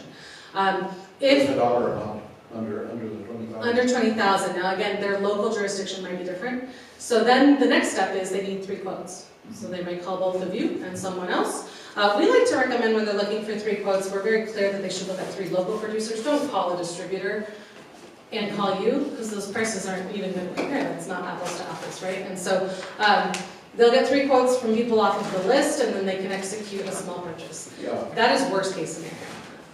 The only buyer that requires competitive pricing is Albuquerque Public Schools. And that's just a nightmare. I'm just going to be very honest. They have a local bid, so at least you're not competing against the big guys, but it is a very intensive paperwork process for a price-based competitive bid. So that's the only market, though, that requires that. Otherwise, they're just documenting. Yeah, because typically a public purchase requires 3 bids under the procurement code. Yes, unless they're under the micro purchase. So Albuquerque, that system, are they required to go to the lowest bid? They're required to buy the lowest one. And that is because they can't buy anything to service their district, because the size of their district, that doesn't trigger the threshold. They never make a purchase small enough. Do the other government buyers have to buy a little bit? No. No, they can buy whatever they No, want. and they often don't. Some of them do. Some of them are really like, I want to stretch my dollar for New Mexico grown and buy as much as I can. And some of them are like, oh my God, I want to spend my money. I'll pay whatever you tell me. It really is a very big differential, to be honest. And that's where, if you are having pricing issues, we can be of support. That's something maybe we hope to build more capacity with our value chain coordinator or Chantal and our other community cultivators to be able to provide some guidance. And now that we do have that data portal, we can also access historical pricing, so we can give you a ballpark range. We're like, well, in Taos, last year they spent this much per pound on average. Yeah. Well, the beef price has been pretty volatile. Here Yeah. recent, so it'd be hard to Yeah. You almost have to track it by the week. Right, and so because we're doing micro and small purchasing, what's good about that is you're not setting a price standard for the year, right? You can change your pricing regularly. There's no, you don't have to report a change in pricing, nothing like that. We don't monitor any of it. Those competitive bids, you're locked into a price for a year. Sometimes they allow quarterly updates to pricing, but really not often. So that's why we don't do that. Other questions? Okay.